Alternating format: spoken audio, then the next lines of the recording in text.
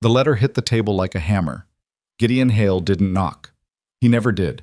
He walked straight through Eliza Calloway's front door like he owned the place. And in his mind, he already did. He dropped the folded paper in front of her breakfast plate, crossed his thick arms, and smiled the kind of smile that had nothing warm in it. 30 days, he said. That's what the bank's giving you. 30 days before I call the note due. Eliza didn't pick up the letter. She just looked at him. My father's body isn't cold 6 months, she said quietly. No, Gideon agreed, but his debt sure is. If you've ever had someone walk into your home and remind you exactly how little they think you're worth, you already know what Eliza felt in that moment. And if you've ever been told that the only sensible thing left to do is give up, stay with me.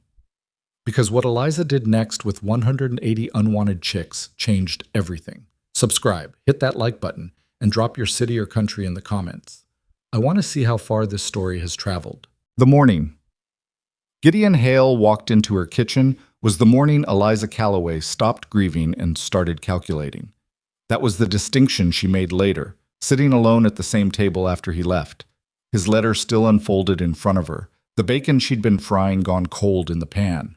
She wasn't a woman who cried easily. Her mother used to say that Eliza had been born practical, which was meant as a compliment even when it didn't feel like one. But her eyes stung for a good long minute after the sound of his boots crossed her porch and faded down the lane. 30 days.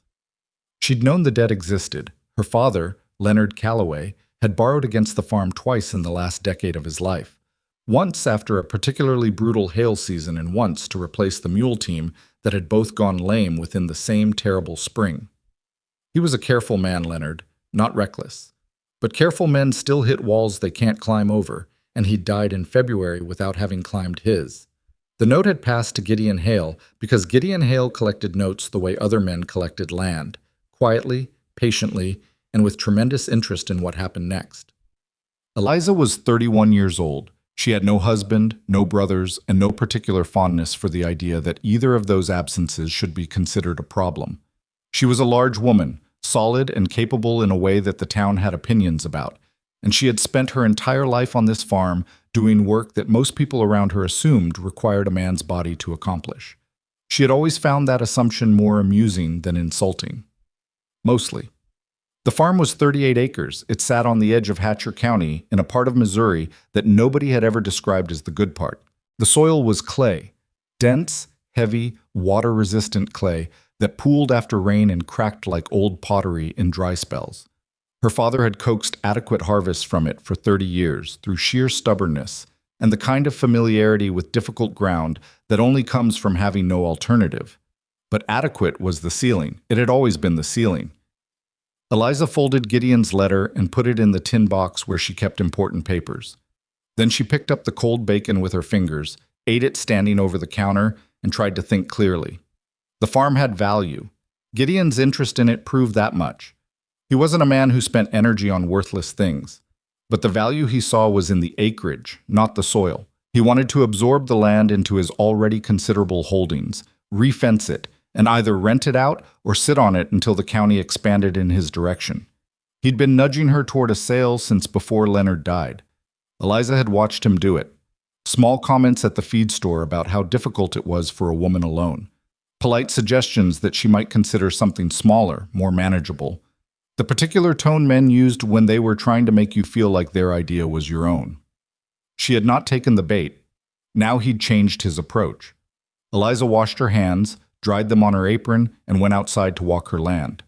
She did this when she needed to think, not the thinking that happened at a desk with paper and figures, but the other kind. The kind where her body moved and her mind loosened and she could look at problems from the outside instead of the middle. The ground was still damp from a slow rain 2 nights before, and the clay held the moisture in an unpleasant way. Not soft exactly, more like wet leather, heavy underfoot. She could feel it resisting her boots with every step. 38 acres. 2 of them genuinely good ground near the eastern creek bed. The rest was this difficult, stubborn, wrong-structured earth that gave up its secrets reluctantly and usually demanded more than it returned. She stopped at the far edge of the north field, where the clay was worst, where the standing water took 4 days to drain after a decent rain, where the corn she'd planted last spring had come up pale and thin and disappointed. She crouched down, pressed her palm flat against the surface, felt the cold resistance of it. What would it take, she said out loud, to no one, to the field itself, to fix you? The field did not answer. Fields rarely did. She stood up, brushed the clay from her palm, and walked back to the house. She had a stack of agricultural pamphlets her father had saved over the years. Publications from the state, from a university in Columbia, from traveling lecturers who came through the county giving talks that most farmers attended mostly for the free coffee. Leonard had kept everything. He believed in reading things twice, even when he only half believed them the first time. Eliza spent 3 evenings with those pamphlets. She read about organic matter, what it was, what it did to heavy clay, how it changed the structure over time by breaking down the density and creating what the publications called improved tilth, which was a technical way of saying ground that actually cooperated.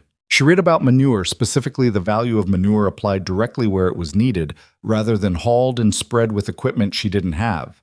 She read about insects in soil, about how their presence or absence indicated something real about the ground's health, about the relationship between what lived in the earth and what grew from it.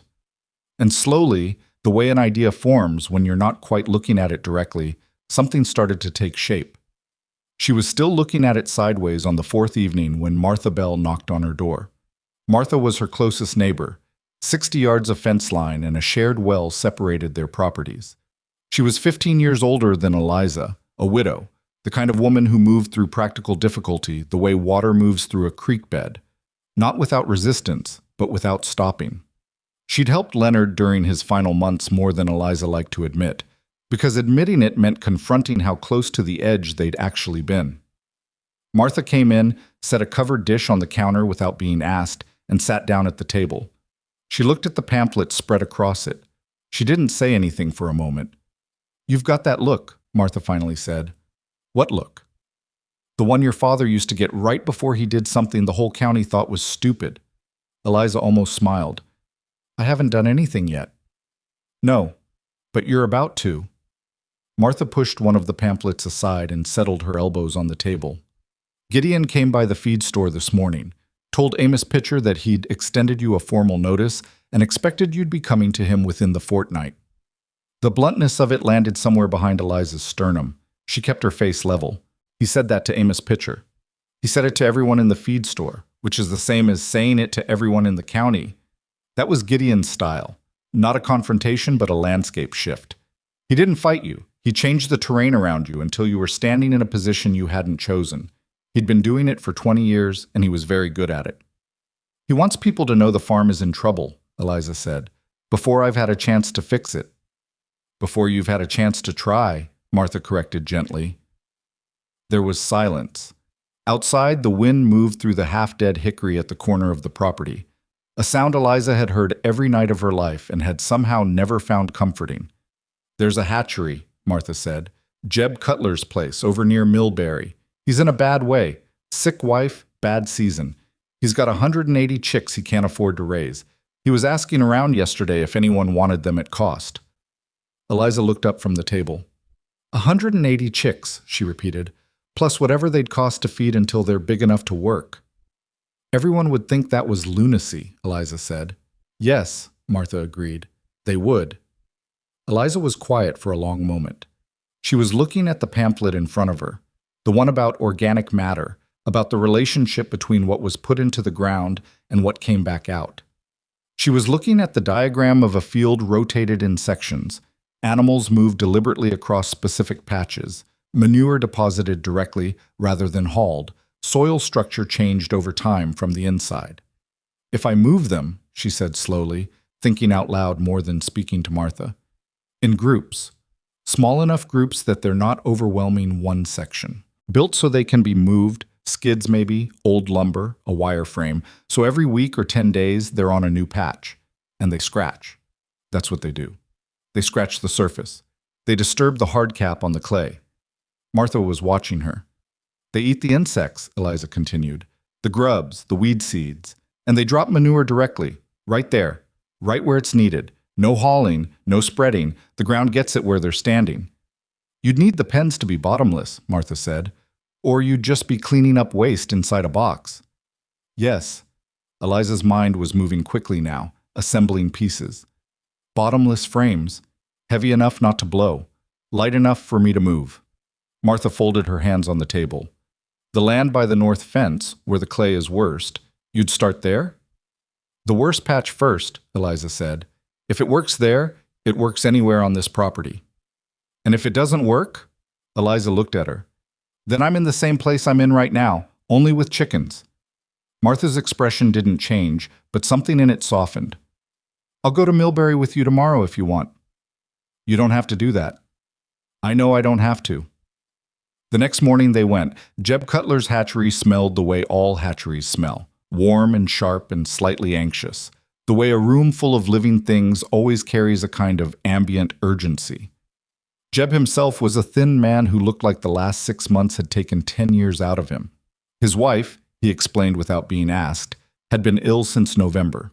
He moved through the space with the careful energy of someone who had been managing on not enough sleep for longer than was sustainable. The chicks were in brooders at the back, small and yellow, and entirely indifferent to the fact that nobody wanted them.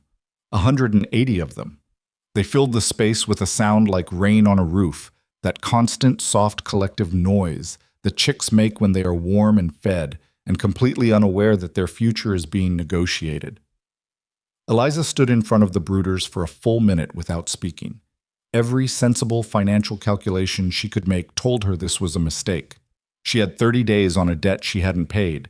She had a farm that needed work before it could produce the income to service that debt. She had almost no margin for error, for weather, for the ordinary disasters that accompanied farming in a county that had never once been easy on the people trying to work it. And she was standing in a hatchery looking at 180 chicks that everyone, including the man selling them, assumed were a burden. She thought about what Gideon Hale had said, the way he'd stood in her kitchen, the way the letter had hit the table. I'll take all of them, she said. Jeb Cutler blinked. All 180. All 180. Jeb looked at Martha. Martha looked at the middle distance and said nothing. Miss Calloway, Jeb said carefully, I don't want to be indelicate, but that's a significant undertaking for a single farm, Eliza said. Yes, I know. She pulled out the small leather purse she'd brought and set the agreed price on the counter between them. I'll need a few days before I can transport them. I have some construction to finish first. Jeb counted the money. He didn't say anything further about it being a significant undertaking. On the drive back, Martha was quiet for a long while. The road between Millbury and the Calloway farm was rutted badly that year, and the wagon moved with the kind of rhythm that makes conversation feel like extra work. The trees along the road were still mostly bare. It was early enough in the season that the green was just beginning, just suggesting itself at the edges of things. You know what they're going to call you, Martha said finally. Something uncharitable, Eliza said.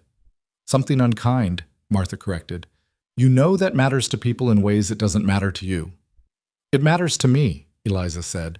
I just can't afford to let it stop me. Martha looked at her from the side. No, she agreed. I suppose you can't. The next 11 days were the hardest kind of productive, the kind where your hands hurt at the end of every day and the soreness feels earned rather than punishing. Eliza tore apart an old outbuilding she'd been meaning to demolish for 2 years, salvaging every board that still had structural use in it.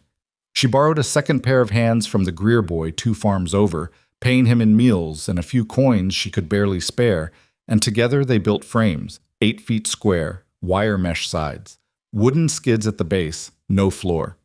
Bottomless, exactly as she'd planned, heavy enough to stay put in moderate wind, light enough that a strong woman could drag one across ground by herself, which she needed them to be. She built 8 of them in 11 days. The Greer boy asked what they were for. Chicken tractors, Eliza said. He stared at her. Chickens can't drive. No, she agreed, but they can work. She divided the flock into rotation groups, roughly 22 birds per pen, with 2 floating pens for sick or separated birds. She moved the first group onto the north field, that worst patch of heavy clay at the far fence line where the corn had given up on itself the previous spring. The chickens, for their part, seemed entirely unconcerned with the ambition of the project. They scratched because chickens scratch. They ate what was on the ground because chickens eat what is on the ground. They moved and settled and moved again in the particular restless way of chickens, which is to say without any awareness that they were participating in an experiment that a woman's entire future depended on. Eliza began her ledger that same evening. She used the same book her father had used for farm accounts. She'd just turned it upside down, started from the back, so his handwriting was at the far end where she didn't have to look at it every time she sat down. She recorded the date, the weather, the section of ground, the pen placement, the approximate depth of the scratch activity she'd observed, the visible condition of the soil surface. She recorded it all without knowing yet whether any of it would mean anything. But she recorded it, every day, without fail. Because if this worked, she would need to know exactly how it worked. And if it didn't, she would need to know exactly why. 3 weeks in, she knelt beside the pen that had been stationed on the worst section for 12 days and pressed her fingers into the turned surface. It wasn't transformed. She'd been foolish enough to hope it might be. That was the particular cruelty of desperate ideas. They invited you to believe in quick results. But it wasn't transformed. Not yet. But it was different. The hard-capped surface that had resisted her hand like packed leather was looser, darker where the manure had been working in. She could feel the beginning of something changing under her fingers. She sat back on her heels. It was enough. Not proof. Not yet. But enough to keep going. She moved the pen 6 feet forward. The chickens followed. And Eliza Calloway, whom the county had already decided had lost her judgment, opened her ledger and wrote down what she'd found. The ledger filled up faster than Eliza expected. She hadn't anticipated that part. The sheer volume of things worth recording. Every morning she walked the pens before breakfast, sometimes before it was fully light, crouching beside the wire frames with a stub of pencil and the worn notebook pressed against her knee. The data accumulated in her careful, slightly cramped handwriting. Dates, temperatures, the color of the turned soil, the depth she could push a stick before hitting resistance, the condition of the birds, what they were scratching up, what they were leaving behind. She recorded things she wasn't sure mattered. She recorded them anyway, because her father had taught her that you never knew which detail would be the one you needed later, and that lesson had stuck in the way only lessons learned from watching someone fail tend to stick. The chickens, for their part, had developed distinct personalities that she had not been prepared for. She hadn't named them. She'd told herself firmly on the first day that she would not name them, because named animals became something other than livestock, and she could not afford that particular emotional complication right now. But she'd developed working descriptors in her head. The aggressive Rhode Island red she mentally called Trouble, the small, pale hen who somehow always ended up in the wrong pen. No matter how carefully Eliza arranged the rotation, the rooster who had appointed himself spokesman for the entire operation and announced every development in the world with the same volume and urgency, whether the development was a hawk overhead or a cloud. She called the rooster Senator, which she told herself was not the same as naming him. It absolutely was the same as naming him. 6 weeks in, she moved the first pen for the 6th time, and when she pressed her palm flat against the section they'd vacated, the difference was no longer something she had to convince herself she was feeling. The ground was genuinely softer in the top 3 inches, darker. The clay still had its clay nature. She wasn't under any illusions about miraculous overnight transformation. But the structure of it was shifting. The hard, impermeable cap that had sat on the surface like a lid was breaking. The manure was working in. The scratching had disturbed the compacted upper layer in a way that was allowing something, air maybe, or just the possibility of air, to get into ground that had previously refused entry to everything. She planted a test row of corn in the first treated section on a Wednesday morning. She planted a matching row in untreated ground 20 feet away on the same morning from the same seed stock, with the same depth and spacing. Then she made herself stop checking them every day, because she knew she would read meaning into normal variation if she watched too closely. She gave herself permission to look on Saturdays only. That was the rule. She wrote it in the ledger as if writing it made it a law. Check comparison rows Saturdays only. Do not interfere. She interfered on the Thursday of the first week. Just looked. Didn't touch. Told herself that didn't count. The Saturday of the second week was when Martha Bell came over and stood beside the 2 rows and said nothing for a full minute, which was more significant than anything she could have said out loud. Martha was not a quiet woman by nature. When something stopped her words, it meant something real was happening. The treated row is a full inch taller, Martha said finally. 1.5 inches, Eliza said. I measured this morning. You said you were only checking on Saturdays. Today is Saturday. Martha gave her a look that contained volumes. The color is different too. The treated row it's darker green, more of it. The soil is holding moisture better. The organic matter is changing how the clay receives water. Instead of the water sitting on top and running off, it's getting pulled down into the structure. Eliza had read this in the pamphlets and half believed it then. She believed it now. The roots have something to work with. Martha crouched beside the treated row and looked at it up close. She was a practical woman who had farmed for 40 years and had seen plenty of marginal soil and understood what it usually produced. She understood the difference between a plant that was surviving and a plant that had been given something to work with. Eliza, she said quietly, I know. This isn't a small difference. I know. Martha stood up. She brushed the knee of her dress, an automatic gesture, the kind your body makes when your mind is somewhere else. How many sections do you have treated now? 4 full sections completed. 2 more in progress. The birds are working the east side of the north field now. Eliza turned to look across the field, where 2 of the wire pens sat in the morning sun, the sound of scratching and the senator's periodic commentary carrying on the light wind. If the pattern holds, I can have the entire north field turned before the planting window closes. I can get a real crop in there this season. A real crop, Martha repeated. Not skepticism exactly, more like she was weighing the words to see if they would hold. Enough to make a payment, Eliza said. Maybe not enough to clear the debt, but enough to buy another season. Martha was quiet. Then, you need to be careful about talking around town.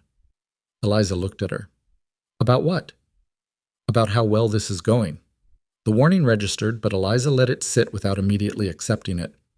I'm not hiding what I'm doing.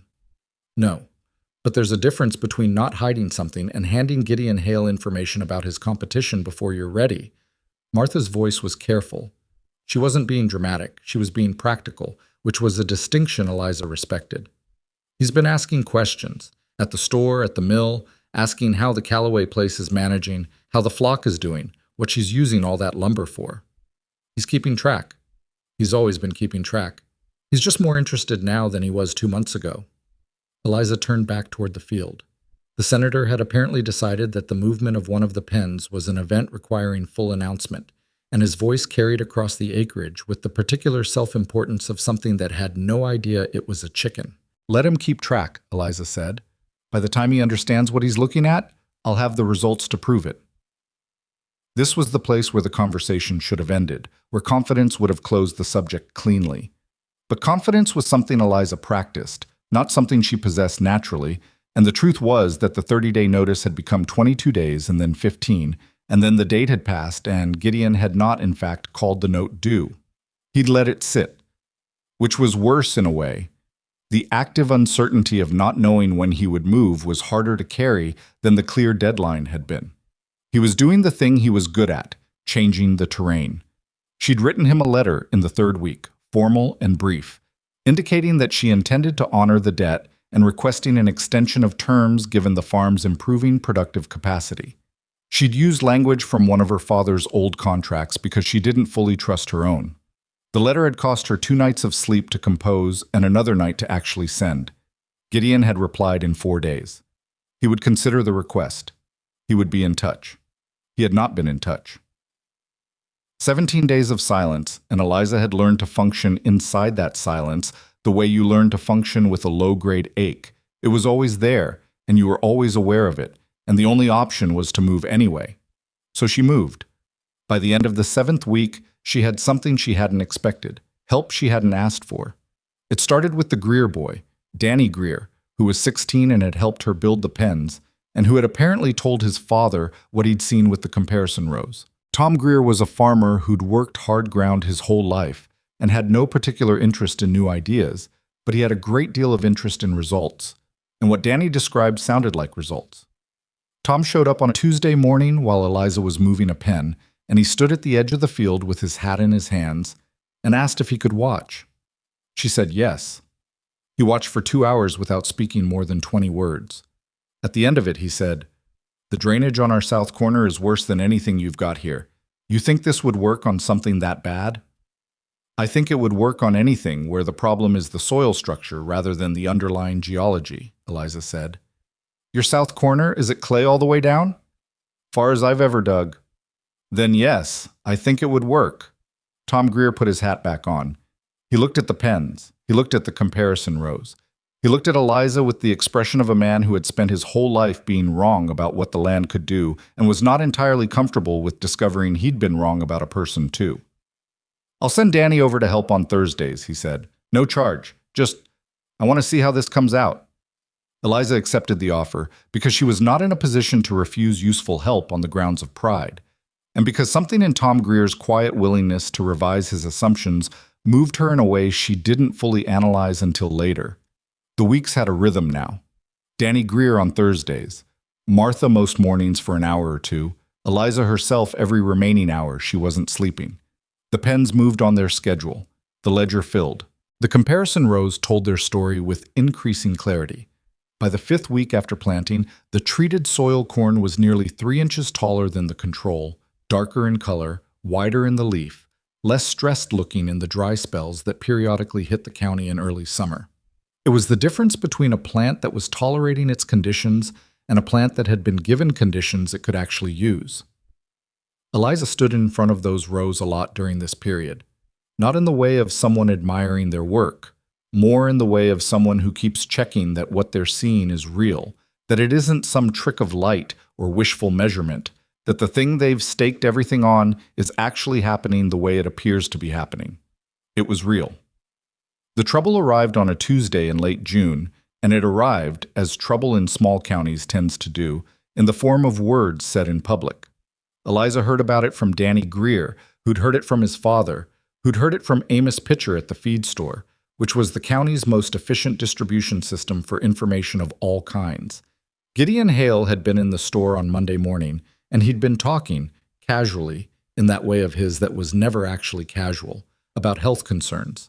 Specifically, concerns about the large quantities of chicken manure being applied near food crops on the Calloway property. He'd framed it as a general community health question, the kind of thing that any concerned citizen might raise, the kind of thing that had nothing to do with debt notes or property values or a woman who had declined to sell him her farm. He'd said the words contamination and water supply in the same sentence. He'd said someone should probably look into it in a tone that made it clear he intended to be that someone. Eliza sat with this information for the better part of an evening. She was not, fundamentally, a person who panicked, but she felt something in her chest when Danny told her, a cold, tight, specific sensation that wasn't quite fear but was close enough to it that the distinction barely mattered, because she understood what Gideon was doing. He couldn't come at her directly. The farm was improving. The debt was still technically in a negotiation he'd allowed to continue. Direct legal action would have required him to show his hand in ways he wasn't ready for. So instead, he was doing what he'd always done. He was changing the terrain. He was planting a story before she could plant her own. If the community began to associate her farm with contamination concerns, with vague health risks, with the particular unease that the word water always created in farming communities that depended on wells, then her ability to sell produce, to build the income she needed, to hold the debt at bay while the soil continued its slow transformation, all of that became precarious. He didn't need to be right. He just needed people to be uncertain.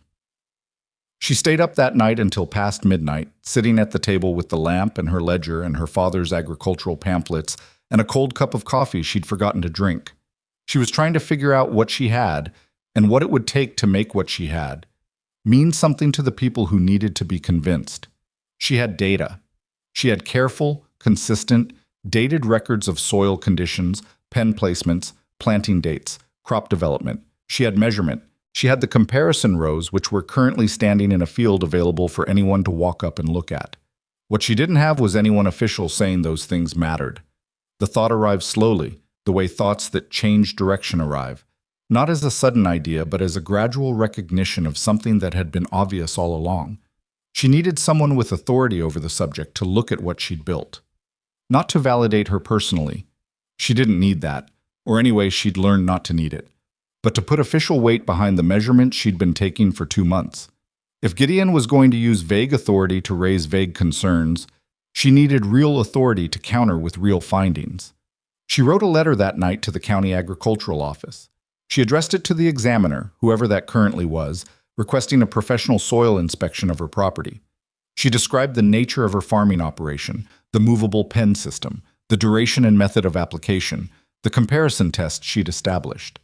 She included 3 pages of her ledger data, selected carefully, transcribed neatly, explained in plain language that didn't require any particular background to follow. She reread the letter 4 times. She changed the opening twice because the first version sounded defensive and the second version sounded aggressive, and neither was the impression she needed to make. The third version was direct and factual and professional, which was what she needed. She sealed it and gave it to Danny Greer the next morning to take to the post office on his way home.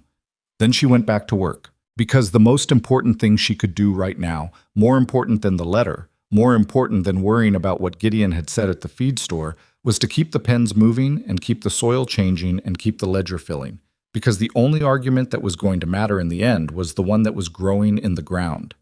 The county agricultural examiner's name, she learned from the response that arrived 9 days later, was Caleb Rourke. His reply was brief and professional. He would visit the property in 2 weeks' time, conduct a standard inspection, and provide written findings. He mentioned that he had received one other inquiry regarding her property in recent days, which he mentioned without elaborating, and which Eliza understood entirely. Gideon had filed first. The timing of it settled somewhere in her stomach with an unpleasant weight. He'd anticipated her, or he'd simply moved faster, which amounted to the same thing. The inspection that she'd requested as a proactive demonstration of transparency was now going to occur in the context of a formal complaint, and that changed the shape of the thing considerably. It changed who looked like they were seeking validation and who looked like they were defending themselves. She almost wrote back to explain. She drafted the letter twice before stopping herself. No. Let the evidence speak. The evidence is what it is, and it is what it is regardless of which direction the complaint is coming from. She spent the 2 weeks before Caleb Rourke's visit doing something that did not come naturally to her. She organized everything. The ledger was already meticulous, but she cross-referenced it. She drew a map of the property showing each pen's movement over time, the treated sections, the comparison rows, the dates of each rotation. She pulled soil from the treated sections herself and set it against soil from the untreated sections in jars on her windowsill. The visual difference was stark enough that it had stopped her cold the first time she'd done it. The treated soil, almost black-brown and crumbling freely in her hand. The untreated soil, pale gray tan and clumped like something reluctant. She asked Martha to be present for the inspection. As a witness, Eliza said. I know why, Martha said. I'll be here. Danny Greer showed up anyway, which she hadn't asked for but didn't turn away. Tom Greer came with him, which she also hadn't asked for, and which told her something about how the news of Gideon's comments had traveled and how the town was sorting itself in response. Not unanimously in her direction. She had no illusions about that. The county had people who thought Gideon was right that she was in over her head, and people who simply found large flocks of chickens distasteful in a vague social way, and people who had no particular opinion but would form one based on whatever seemed to be winning. But Tom Greer was here. His presence was a form of statement. Caleb Rourke arrived on a Thursday morning, which was appropriate because Thursday was the day Danny was usually there, which meant the farm was showing its working state rather than a staged presentation. Rourke was younger than Eliza had expected, early 30s, precise in the way of someone who'd been trained to be precise, carrying a leather satchel that contained instruments she didn't fully recognize, and a notebook that he opened before he'd been on the property 5 minutes. I didn't say much initially. He looked at things. He walked the treated sections. He walked the untreated sections. He looked at the comparison rows for a long time, longer than Eliza had expected, the kind of looking that means you're seeing something you need to think about before you can speak to it. He crouched beside the treated corn and put his hand in the soil, which was the same motion Eliza had made 2 months ago in the worst section of ground on her property, and she watched his face very carefully when he did. His expression changed, not dramatically. He was a professional, and professionals are trained to contain their reactions when they want to maintain authority. But something shifted in the set of his jaw, in the particular quality of his attention, that Eliza recognized as the expression of a person encountering something that didn't fit their expectation. He asked her to walk him through the system. She did. Start to finish, the pen construction, the rotation schedule, the group sizes, the timing. She showed him the ledger. She didn't apologize for it or explain it more than he needed. She simply showed him the data, clearly, in sequence, the way the data existed. He spent 40 minutes with the ledger. He collected soil samples from 6 locations, 3 treated, 3 untreated, and labeled each one with the careful attention of someone who understood that those labels were going to matter. At the end of the visit, he stood in the middle of the north field, where the best results had accumulated, and looked across the ground with an expression that Eliza couldn't read. "The complaint filed against this property," he said finally, "alleged potential contamination of nearby water sources through improper application of animal waste near food crops." "I know what it alleged," Eliza said. "The treated sections are not adjacent to any water feature." He was reading from his notes, but in the tone of a man confirming something rather than discovering it. "The nearest well is 60 yards from the outermost pen position. The application method is contained within the pen perimeter at each position. There's no runoff mechanism that would carry material toward any water source." "No," Eliza agreed. "There isn't." Rourke closed his notebook. "I'll need the laboratory results from the soil samples before I can file formal findings. That will take approximately 3 weeks." "I understand."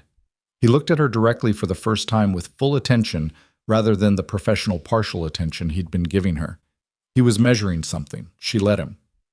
"These records," he said, meaning the ledger, meaning the maps, meaning the jar samples she'd shown him on the windowsill. "How long have you been keeping them?" "Since the first day."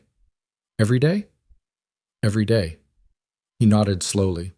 Something in his expression had shifted into something that was not quite respect but was close to it. The specific expression of a person who takes documentation seriously, discovering that someone else takes it just as seriously. He left without ceremony, which was fine. She didn't need ceremony. She needed the laboratory results. The 3 weeks felt longer than the 2 months that had preceded them. She kept working. She kept moving the pens. The senator kept announcing things. The pale hen who was always in the wrong pen was perpetually in the wrong pen. The corn in the treated sections kept doing what she needed it to do, which was grow tall and dark and strong in ground.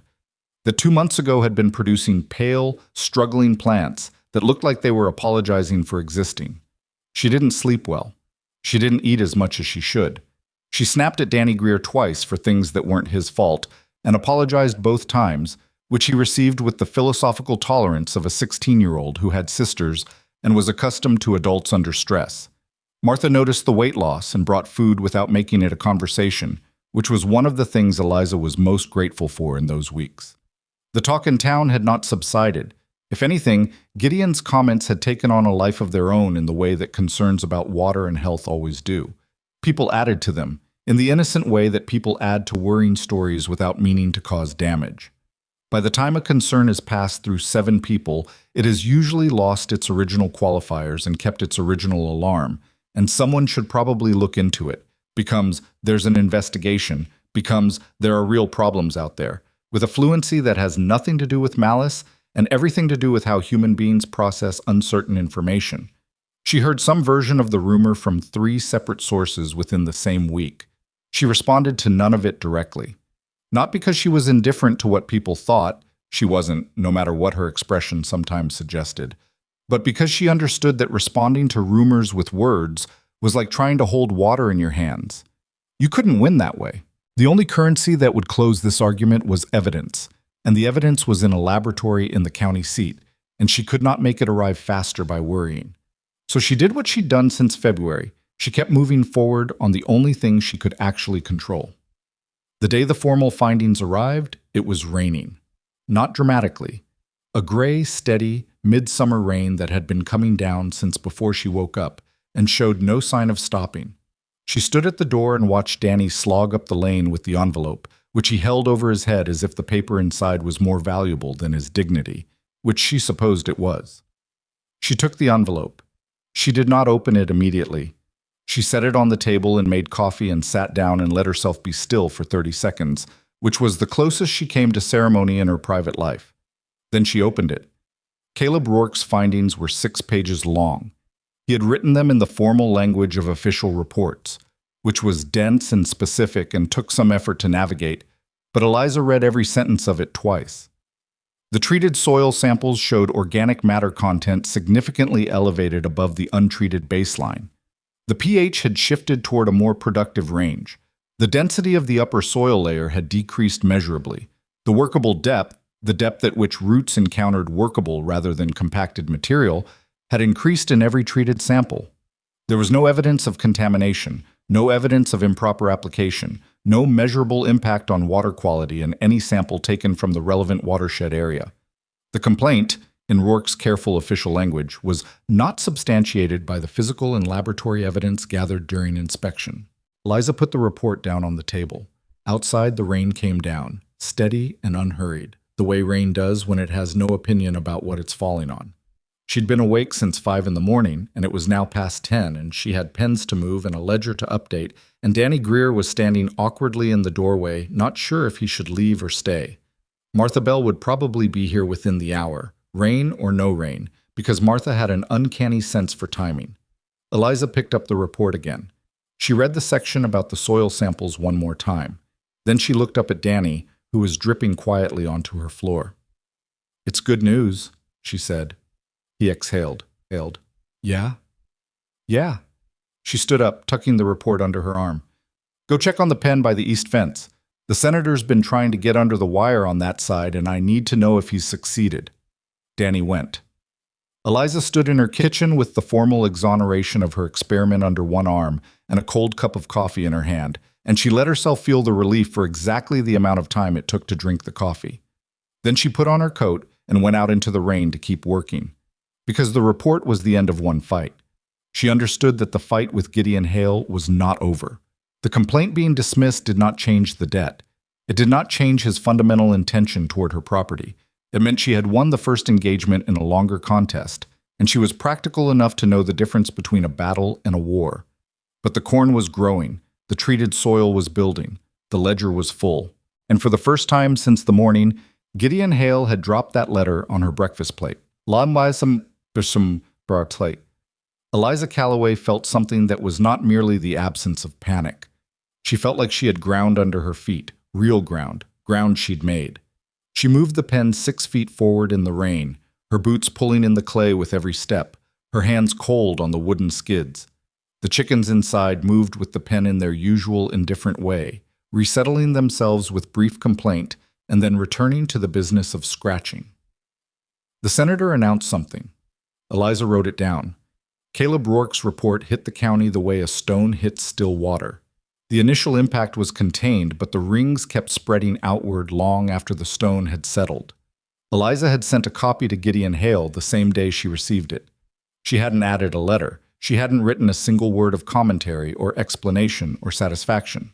She'd folded the 6 pages, put them in an envelope, written his name and address in her careful hand, and sent it with Danny Greer to the post office on his way home. The absence of a covering note was itself the message. She'd learned that from watching him operate. Sometimes the most powerful communication was the one that required the other person to sit alone with the implications. She didn't hear from him for 11 days. During those 11 days, the town rearranged itself. Not dramatically. Small towns don't rearrange dramatically. They shift the way soil shifts, slowly and under the surface, and you only notice the change when you step somewhere you've stepped 100 times and find the ground isn't quite where you expected it.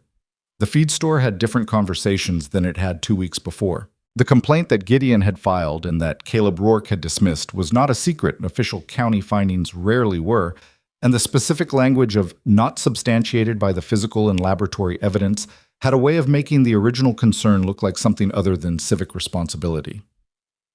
Amos Pitcher told Martha Bell that 3 different farmers had asked him about movable pens in the same week. Amos had no idea what to stock for movable pens, which was a problem he appeared to find both frustrating and interesting. Tom Greer stopped by on a Saturday morning without Danny, which was unusual enough that Eliza looked up from the pen she was moving and felt a small warning move through her before she registered his expression. It wasn't bad news on his face. It was the expression of a man working up to saying something he'd been sitting with for a while. "My south corner," he said. "I want to try it." Eliza set down the skid she'd been hauling. "You want to start a rotation?" "I know I'd need birds. I've got 12 laying hens right now." "Not enough." "No," she agreed. You'd need at least 40 for a meaningful rotation on a section that size. 60 would be better. Tom worked his jaw. I was a man who thought by chewing on things, figuratively, and you could see it happening. Jeb Cutler's still got birds. His wife she's not improving. He's looking to reduce the flock. I heard that. I could split a purchase with you if you're thinking of expanding your own rotation. He said it quickly, like a man who'd rehearsed the words and wanted to get them out before he lost his nerve. I'm not asking for your method for free. I'd pay for your time to show me how you're doing it. Eliza looked at him steadily. Tom Greer had not been unkind to her in the months since her father died, but he had also not been particularly loud in her defense during the months when Gideon's comments were circulating. He was a man who positioned himself carefully, which she understood and did not hold against him and also did not entirely forget. I'll show you what I'm doing, she said. No charge. Come Thursday when Danny's here. He knows the system well enough now to walk you through the pen construction. Tom nodded. Something in his shoulders settled. I appreciate that. Don't appreciate it yet, Eliza said. Your south corner is worse than my north field. It's going to take longer and the first season's not going to look like much. I know that. Do you? Because most people, when I tell them it takes time, they hear me say it, but they don't actually believe me until they're standing in front of disappointing-looking ground in September, wondering where they went wrong. Tom met her eyes. I've been farming for 23 years, Miss Calloway. I know what time looks like. She held his gaze for a moment. All right, she said. Thursday. The senator, who had been observing this exchange from inside his current pen with the air of a bureaucrat monitoring a meeting he hadn't been invited to, chose this moment to announce something at full volume. Tom Greer looked at the rooster. The rooster looked back. He does that, Eliza said. I can see that, Tom said. He left. Eliza went back to the pen. The thing about the period after Rourke's report that she hadn't anticipated was how it changed her relationship to the work itself. Before the complaint, before the inspection, the project had been hers entirely, sealed inside the farm's fence lines, documented in her ledger, witnessed only by Martha and Danny and Tom Greer and the largely indifferent chickens. She'd existed in a kind of pressurized solitude that she'd come to think of as simply the condition of what she was doing. Head down, keep working. Don't let the outside in while the inside is still forming. But now the outside had gotten in, whether she'd invited it or not, and the work had to hold up to that. Had to be something she could explain and demonstrate and stand behind in ways that weren't just personal. The ledger wasn't just her private record anymore. It was evidence. It was argument. It was the thing she was going to need to show people who hadn't watched it grow from nothing. She started thinking about how to make it legible to a stranger. This was harder than the work itself had been, in some ways. The work was physical and methodical, and she was good at both of those things. Explanation required her to look at what she'd done from the outside, to imagine someone who hadn't been there for the slow accumulation of small observations that had gradually built into something she trusted. She had to figure out what a person needed to understand first, before they could understand the rest. She stayed up late 2 nights in a row reorganizing the ledger materials. Not the ledger itself, which she wouldn't alter, but a summary document. A version of the findings written in plain language, with the comparison data laid out side by side so the difference was immediately visible without having to read 3 months of daily entries. She drew a new map, better than the first one, clear about which sections had been treated, in what order, for how long. Martha found her at the table at midnight on the second night and made her go to sleep without quite ordering her to, which required a specific social skill that Martha had long since perfected. The document will still exist in the morning, Martha said. I know that. And you'll be less likely to make errors if you've slept. I'm not making errors. You spelled organic wrong twice on the same page. Eliza looked down at the paper. She had, in fact, spelled it wrong twice. She put down the pencil. Tomorrow, Martha said. Tomorrow, Eliza agreed. She slept 6 hours, which was not enough but was better than nothing, and in the morning the document was where she'd left it, and her errors were still errors, and she fixed them with the particular clarity of a rested eye. Gideon's response arrived on the 12th day. It was not what she'd expected. She'd prepared herself for several versions of what he might do. Another legal mechanism, a direct confrontation, the cold silence of a man repositioning for a different angle of attack. What she had not prepared for was the letter she actually received, which was brief and written in a tone she'd never heard from him before, which was the tone of a man doing arithmetic and not entirely liking the answer. He requested a meeting at her farm, not at his office, not at the bank, at her farm. She read the letter 3 times. She showed it to Martha, who read it once and set it down and said nothing for a moment. "He wants to see it," Martha said. "He wants to see what it's worth now," Eliza corrected. "Is there a difference?" Eliza considered this. "Yes," she said, "but maybe not a difference that matters yet." She wrote back and gave him a date 2 weeks out, which was deliberate. She wanted the corn in the treated sections to be further along.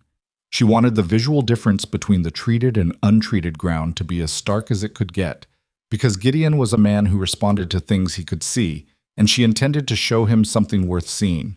Those 2 weeks brought their own complications. The first was the senator, who had finally succeeded in getting under the wire on the east side of his pen and had spent approximately 4 hours conducting what appeared to be a personal tour of 2 adjacent sections before Eliza caught him. She returned him to his pen with more irritation than was entirely rational, given that he was a chicken and couldn't be held responsible for his motivations.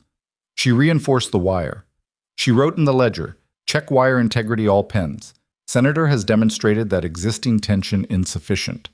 The second was a problem she'd been watching develop for 10 days and had been hoping would resolve itself, which it did not. One of the rotation groups, the second pen, which had been working the southeast corner of the north field, had lost 4 birds to something that wasn't immediately obvious. Not predator damage, not the dramatic symptoms of serious illness, just birds that were there one morning and found dead the next, without visible cause. She lost a night to this. She went through everything she'd been feeding them, everything she'd changed in their routine, the condition of the ground in that section, whether there was anything different about the southeast corner compared to the other positions. She found nothing obvious. She wrote everything down anyway because writing things down was the only methodology she had when she didn't know what she was looking for. Martha came over on the 3rd day and looked at the remaining birds in that pen with the focused attention of a woman who'd kept livestock for 40 years. "Pull them off that section," Martha said. "I'm not sure the section is the problem." "Maybe not, but you're not sure it isn't."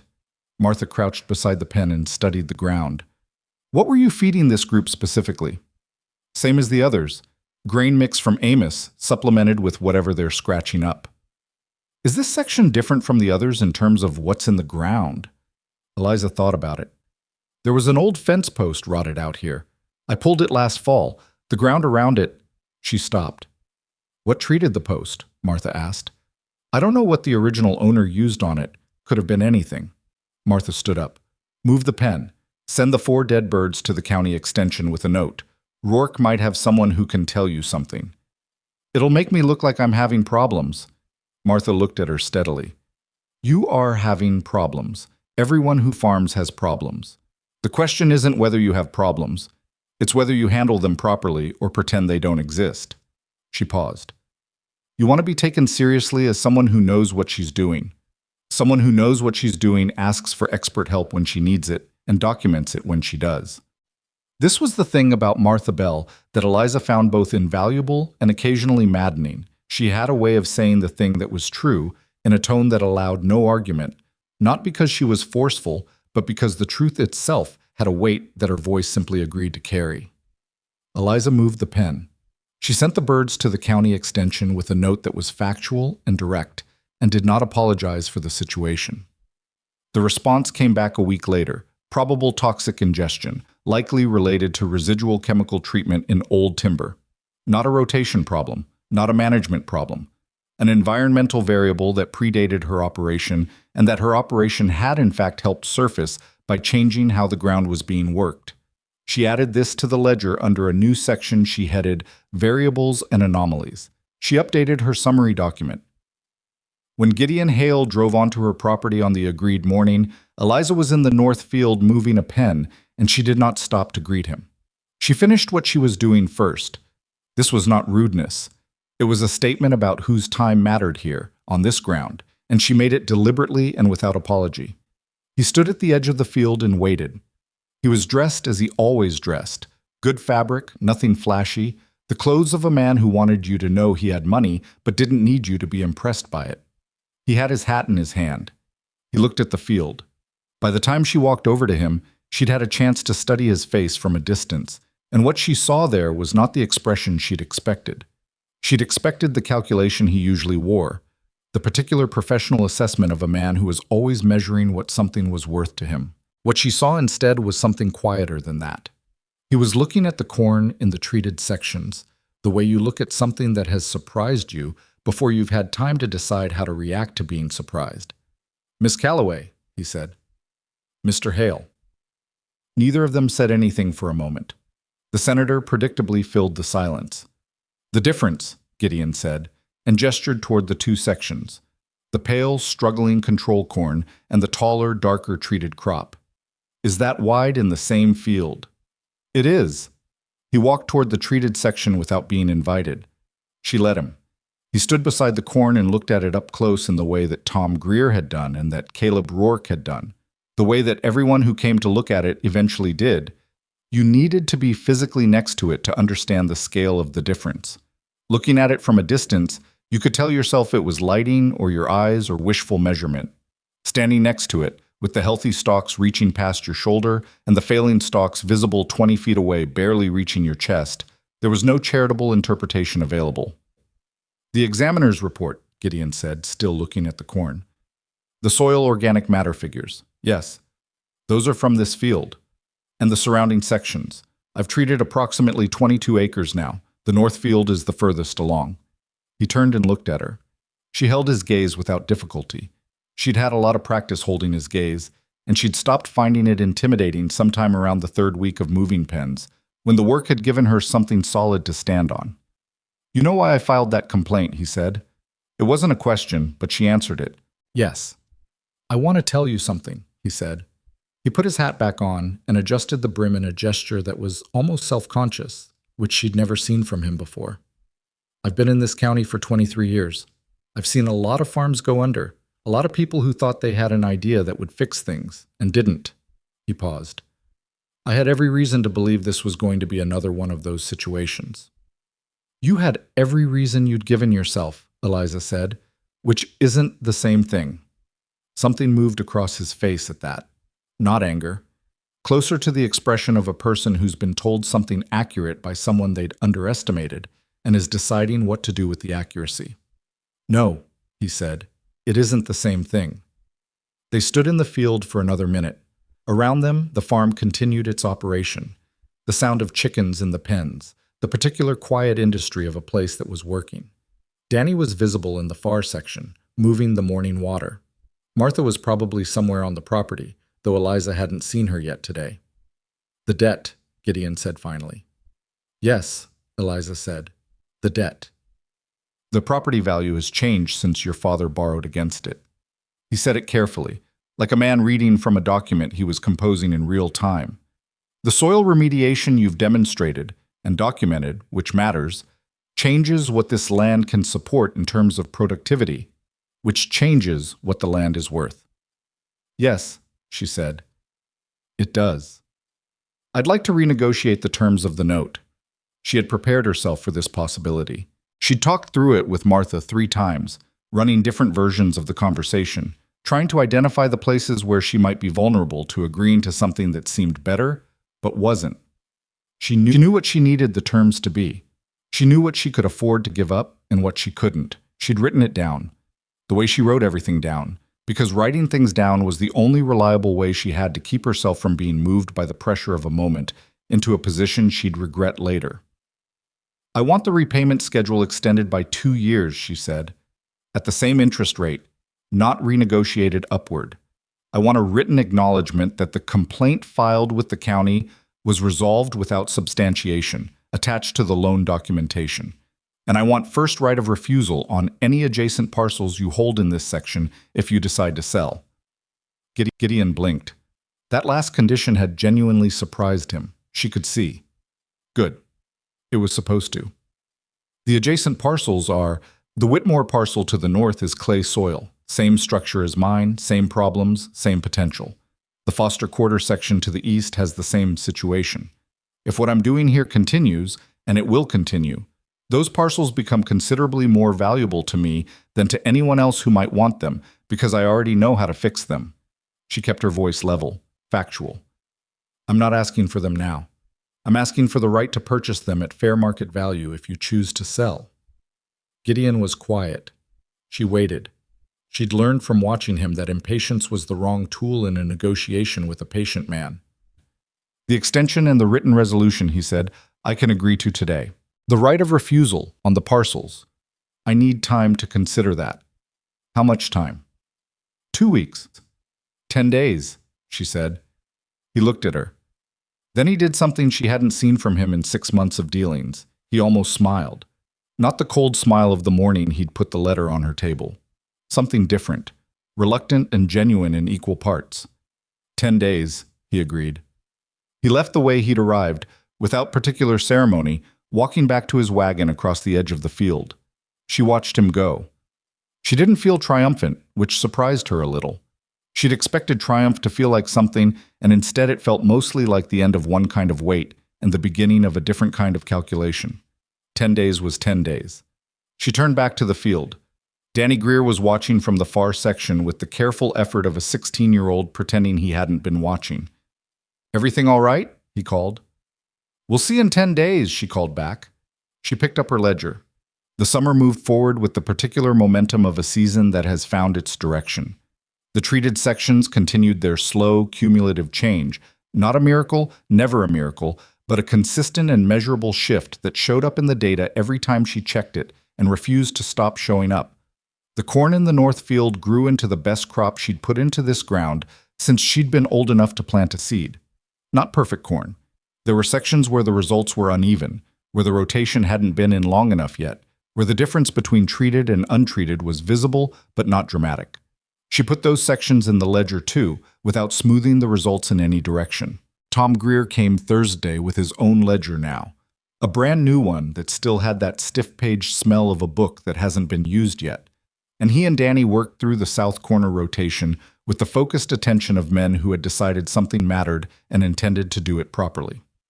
Tom asked careful questions. He wrote down the answers. He made mistakes in his early pen construction that required revision, which he accepted without argument or embarrassment. Eliza was struck by something watching him. The humility of a 23-year farmer sitting in a field with a notebook, writing down things he was being told by a woman he'd once been patronizing about, without apparently finding that ironic or difficult. She didn't say anything about it. It was not a thing that needed to be said. What needed to be said was the pen spacing on his southeast corner, which he'd gotten wrong, and she said that instead. Gideon's answer on the parcel right of refusal arrived in 9 days, which was 1 day early. She noted that. He agreed to the right of refusal on the Whitmore parcel.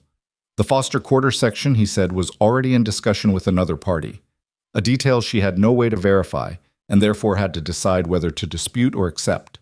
She accepted it, because the Whitmore parcel was the one she actually wanted, and sometimes the right strategy was knowing which hill you were willing to leave and which one you weren't. The revised loan documentation arrived from his office on a Thursday morning while she was in the field, and Danny brought it out to her, and she read it standing up with dirt on her hands, which was probably not how Gideon had imagined the scene. She read it twice. Then she went inside and read it a third time at the table. Then she sent a copy to the lawyer in town she occasionally used, a quiet woman named Harriet Oakes, who had a small practice above the milliner's shop, and who charged reasonable rates and didn't waste words, and waited for Harriet's assessment. Harriet's note back said, "Terms are as agreed, sign it." She signed it. She put the signed copy in the tin box where she kept important papers, next to Gideon's original demand letter from February, and she sat with both of them in the box for a moment before she closed the lid. She thought about her father, briefly and without indulging it. Leonard Calloway had borrowed against this land because he'd had no other choice, and he died not knowing whether the choice would ultimately destroy it. She wondered what he would have made of the chicken pens, of the ledger, of the formal examiner's report, of Gideon Hale standing in the north field with a look on his face like a man who'd miscounted something important. She thought he probably would have had opinions about the senator, who was audible even from inside the house. She closed the tin box.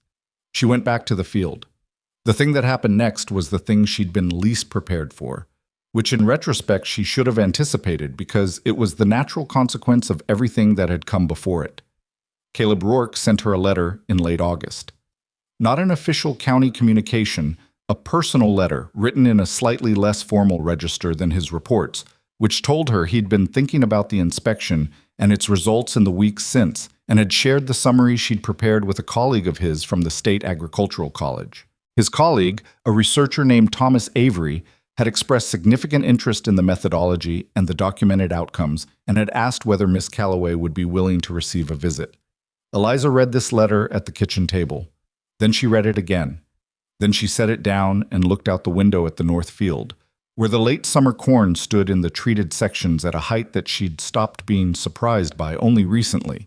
An agricultural college researcher, she thought about what that meant. She thought about Gideon's comment in February, "His debt sure is," and the cold weight of it. She thought about the chicken circus, which was what the town had called it, and the health complaints, and the gray weeks when she'd gotten up every morning and gone out to the pens and written in the ledger and kept going because stopping was not a thing she knew how to do. She thought about the ledger, about what it contained, about what it would look like to someone who understood what they were reading. She wrote back to Rourke that evening. Mr. Avery was welcome to visit. She set a date 3 weeks out. She wanted the autumn soil data first, before the season turned. She wanted everything she had to be in the best possible order before she let someone with specialized instruments come and measure what she'd built. 3 weeks. She had 3 weeks. She opened the ledger. She kept working. Outside, the senator announced the arrival of evening with his usual certainty, and the pale hen, who was always in the wrong pen, was, predictably, in the wrong pen again, and the treated sections of the north field stood in the late summer light, in the particular way that healthy crops stand when the ground under them has been given something real to offer. Eliza noted the time, noted the light, noted the condition of the soil in the pen she'd just moved, wrote it all down, closed the ledger, went inside. Thomas Avery arrived on a Wednesday morning in the first week of September, and he arrived the way researchers from agricultural colleges tend to arrive, with more equipment than he could carry comfortably, a leather satchel over one shoulder, a wooden case of instruments under his arm, and the slightly distracted expression of a man whose mind was already several steps ahead of his body. He was younger than Eliza had expected, 28, maybe 29, with the kind of careful grooming that suggested someone who'd grown up in a town rather than on land, and had not entirely shed the habits of it. He had good hands. She noticed hands. It was an occupational tendency, the kind that were accustomed to precise work rather than heavy work. He wore clean boots that would not stay clean for long. Caleb Rourke had come with him, which Eliza had not expected and which told her something. Rourke was a county official with a full schedule and no particular obligation to accompany a researcher on a farm visit. The fact that he was here meant the findings from August had been significant enough to him personally that he wanted to see what came next. She filed this away without commenting on it. She met them at the lane, which she'd decided in advance was the right thing to do, not waiting inside and making them come to the door, not walking out to the road and meeting them before they'd even reached the property. The lane was the right place. It was where her land began, and she wanted them to understand from the start that this was her land, that they were here because she'd agreed to it, that the whole thing was being conducted on her terms, even if it didn't look like negotiations. "Miss Calloway," Rourke said, "thank you for receiving us." "Mr. Rourke," she looked at Avery. "Mr. Avery, I've set up a workspace in the barn where you can keep your instruments out of the direct sun. The soil samples I've pre-pulled are there as well, labeled by section, date pulled, and treatment duration." Avery blinked. He'd clearly prepared himself to spend the first part of the morning explaining to her what he needed. He recalibrated visibly. "You've already pulled samples?" 6 locations, same as Mr. Rourke's August collection, so you can compare against his laboratory results directly. I've also pulled 4 additional locations that weren't included in the August inspection. 2 from sections that have been in rotation longer, 2 from sections started more recently. Avery looked at Rourke. Rourke had the expression of a man who was not particularly surprised by this. "The ledger," Eliza continued, "is in the barn as well. I've prepared a summary index so you can find any specific date or section without reading the entire document. The index is organized 3 ways: by date, by section, and by the type of observation recorded." There was a pause. A bird called somewhere on the south edge of the property. The senator, in his current pen position near the east fence, apparently detected new arrivals and began his commentary. "Is that—" Avery started. "The rooster," Eliza said. "He has opinions about everything. You'll get used to him." She took them to the barn first, let Avery set up his instruments and look at the pre-pulled samples and absorb the organization of the ledger index in his own time. She watched him read without interrupting. He moved through the summary document she'd prepared with the focused speed of someone who reads a great deal and processes quickly. And then he slowed down, and then he stopped and went back to a page he'd already passed. And that particular reversal, the moment when a reader stops moving forward because something has demanded they return, was one she'd learned to recognize as the moment when a thing lands. He looked up from the ledger summary. "Your treated section depth measurements." "Yes." "You're recording workable depth, the depth at which you can push a probe before encountering resistance above a certain threshold." "A 12-inch probe, and I note the depth at which resistance increases significantly. I've been using the same probe since the beginning." She reached under the work table and produced it. A simple wooden-handled steel rod, worn smooth where her hand had gripped it thousands of times. Consistent instrument. I didn't want variation in the tool to read as variation in the soil. Avery stared at the probe for a moment. Then he looked at Rourke again with an expression that had moved well past the polite professional interest he'd brought through the gate. "What did you study?" he asked her. "I didn't study anything formally. I read." She gestured at the small shelf in the barn where she kept her agricultural publications. A modest collection, dog-eared and annotated in the margins in her handwriting. "My father kept everything. I kept reading after he died." "These annotations." Avery had moved to the shelf without asking, which she allowed. "These are yours?" "Yes." He pulled one of the pamphlets and looked at a margin note. She knew what it said. She'd written it approximately 8 months ago, in the early weeks when she was still trying to understand what the literature was telling her about clay soil structure. The note said, "If surface permeability is the primary constraint, then the intervention needs to address surface before depth. Chickens scratch surface. Manure is surface deposit. This is why it might work differently from deep till." Avery read it. He read it again. He put the pamphlet back on the shelf with the careful attention of someone handling something they've unexpectedly found to be valuable. "I'd like to start with the North Field," he said, "the section with the longest treatment duration." "I expected you would," Eliza said. "I'll take you there." The walk across this property was the walk she'd taken 1,000 times since February. Through the gate, along the fence line, past the comparison rows that had by now completed their season's story completely, the treated corn harvested and tallied, and the results sitting in her ledger in numbers that she'd written down 3 times because she'd had trouble believing the first 2. She'd yielded more from the treated north section this season than her father had ever yielded from that ground in any year she could remember. Not a record by county standards, nothing that would make the newspaper, but a yield from soil that had previously produced barely enough to matter, and that distinction was the entire point. Avery saw the comparison area, the ground where she'd planted the test rows in spring, now harvested, the residual stubble still visible in both sections. He stopped. "This is your control comparison?" "Same planting date, same seed stock, same depth and spacing. Everything identical except the soil treatment history." He crouched. He pressed his palm against the treated section. Then he walked 20 feet and pressed it against the control section. He did this without speaking, and the silence was the productive kind, the kind that meant something real was happening in his thinking. He stood up and looked across the north field. "How many acres are currently in active rotation?" he asked. 22 completed or in progress. I've started on the eastern portion of the property in the last 6 weeks. That's newer. The results there are less developed." "Can I see the newest section as well as the oldest?" "Yes. I've planned the day to go oldest to newest. I thought you'd want the progression." He looked at her with an expression she was starting to recognize. It was the expression of a person who had come prepared to explain things and was discovering that explanation was not what was needed here. She'd seen it on Rourke's face during the August inspection. She'd seen it on Tom Greer's face the morning he'd asked about his south corner. It was not an unpleasant expression to observe. They spent 4 hours in the field. Avery had instruments that she didn't have.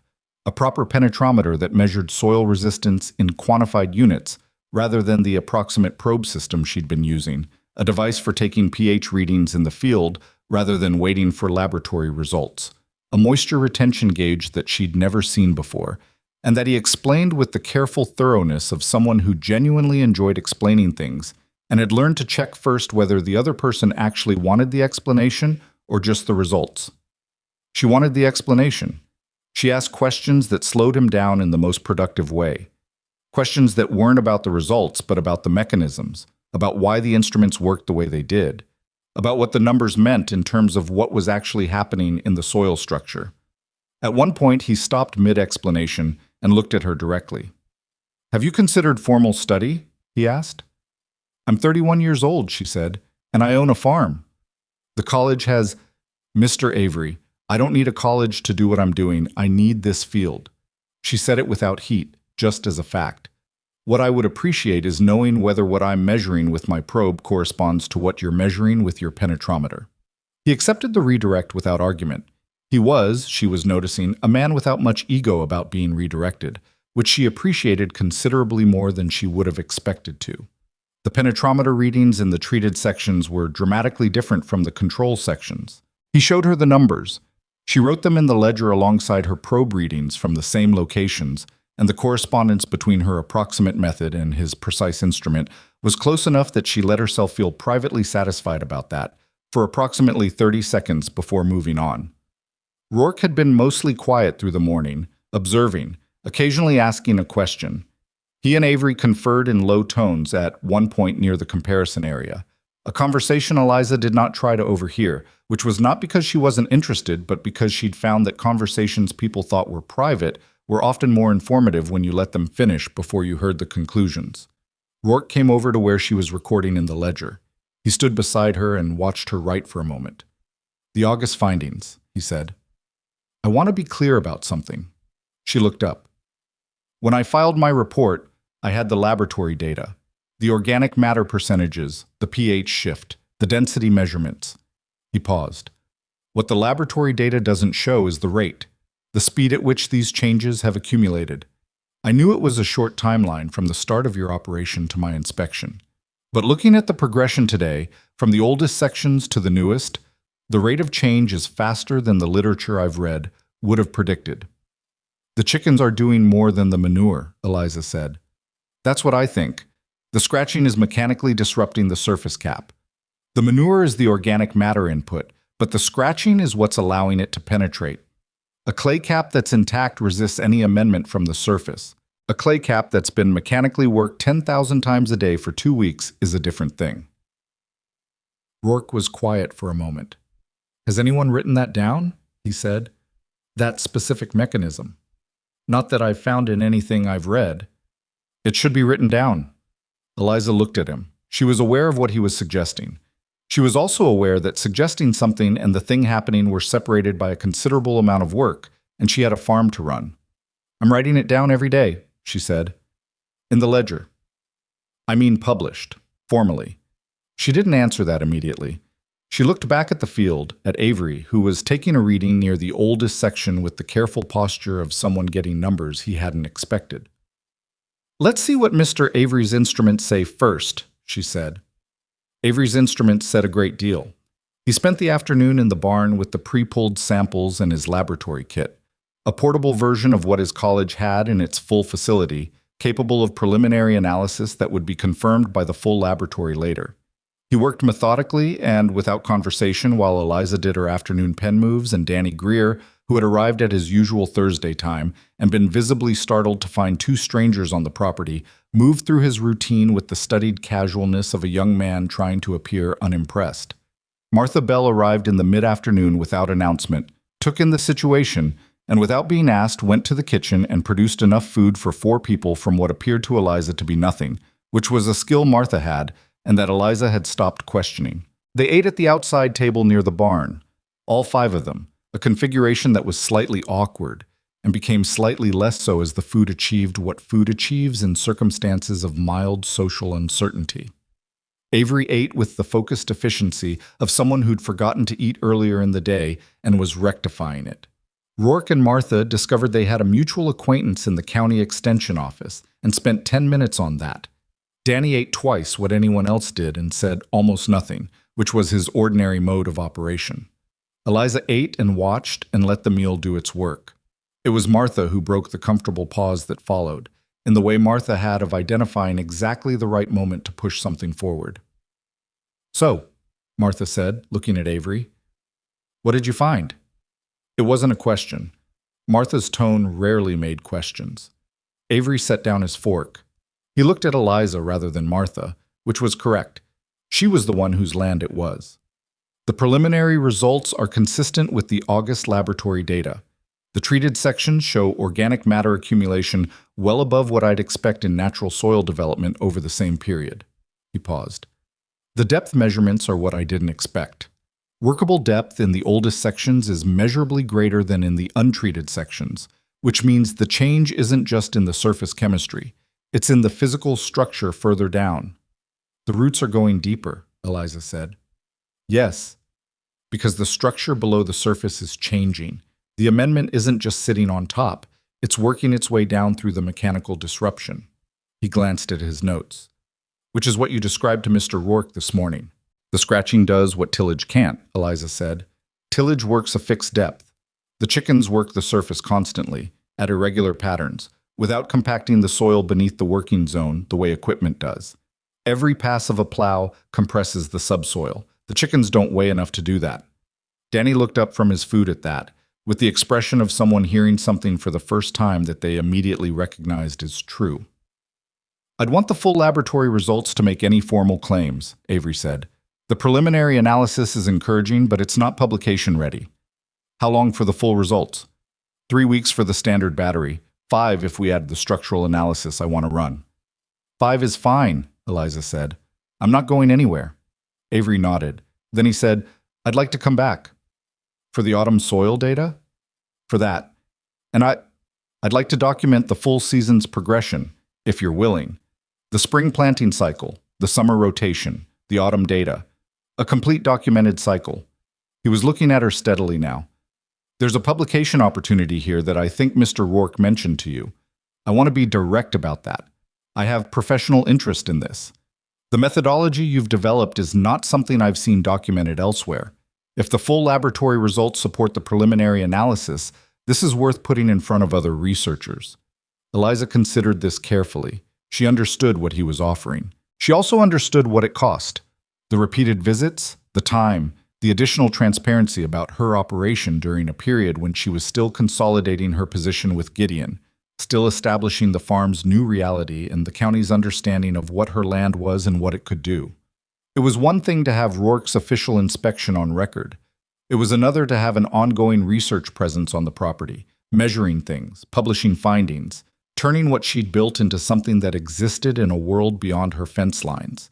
She was also aware, in a way she rarely let herself be explicitly aware, that nobody published the findings of a woman farming clay soil in rural Missouri.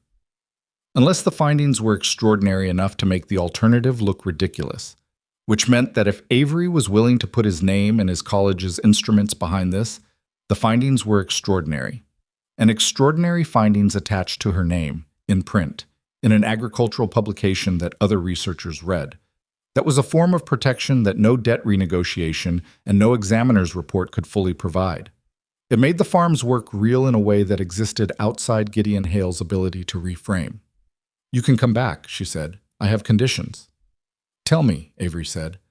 "The ledger stays in my possession. You can copy from it, reference it, quote it with attribution, but the original is mine." "Agreed. My name is on any publication that uses this data, not in acknowledgments, as a contributor." Avery paused. This was the pause she'd expected, the pause that meant he was running the calculation of what his institution would accept and what it would push back on. She waited it out. "I'll need to discuss the authorship question with my department," he said, "but my recommendation will be that your contribution warrants co-authorship.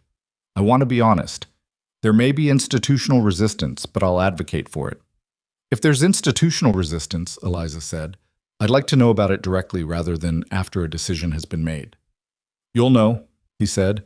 "I'll write to you before anything is finalized." She looked at him. He met her eyes with the steady attention of someone who understood that they were being assessed and was willing to be assessed. All right, she said. You can come back. Martha picked up the food plates with the expression of a woman who had just watched something go well and was not going to make a large thing of it. Danny cleared the rest of the table. He did it with the efficiency of someone who was also trying to appear as though he hadn't been listening to everything, which was unconvincing but endearing. Avery left in the early evening with his instruments and his preliminary sample results and a full copy of the ledger index, which Eliza had made specifically for the purpose of giving it to someone without giving them the ledger itself. He shook her hand at the lane with the directness of someone for whom the gesture meant something. Rourke shook her hand as well. "The spring visit," Rourke said. "I'd like to participate in that one as well, if you'll have me." She looked at him. "Your county. I don't need county involvement in an ongoing research project." "No," he agreed. "But I'm the one who filed the August report, and my data will be part of whatever Avery publishes. My continued engagement makes the continuity cleaner." This was true. She knew it was true. She also knew that Rourke's continued presence was a form of official legitimacy that had a specific value in a county where official legitimacy mattered more than it should. "Spring," she said. "You can come for the spring visit." She watched them drive down the lane. Danny came to stand beside her, which he did sometimes when he didn't have words for a thing, and proximity seemed like the available substitute. "Are they going to write about the farm?" he asked. "They're going to try. And your name's going to be in it?" "That's the plan." Danny was quiet for a moment. "My dad is going to want to know about this." "Your dad can read the publication when it comes out." "He can't read very well," Danny said. "I usually read things to him." This was a piece of information she hadn't had before, and that arrived with a specific weight. The image of Tom Greer, 23 years farming, sitting and listening to his son read to him. The man who'd come to watch her pens and sent his boy to help, and stood in her field with his hat in his hands. "When it's published," Eliza said, "I'll read it to both of you." Danny looked at her.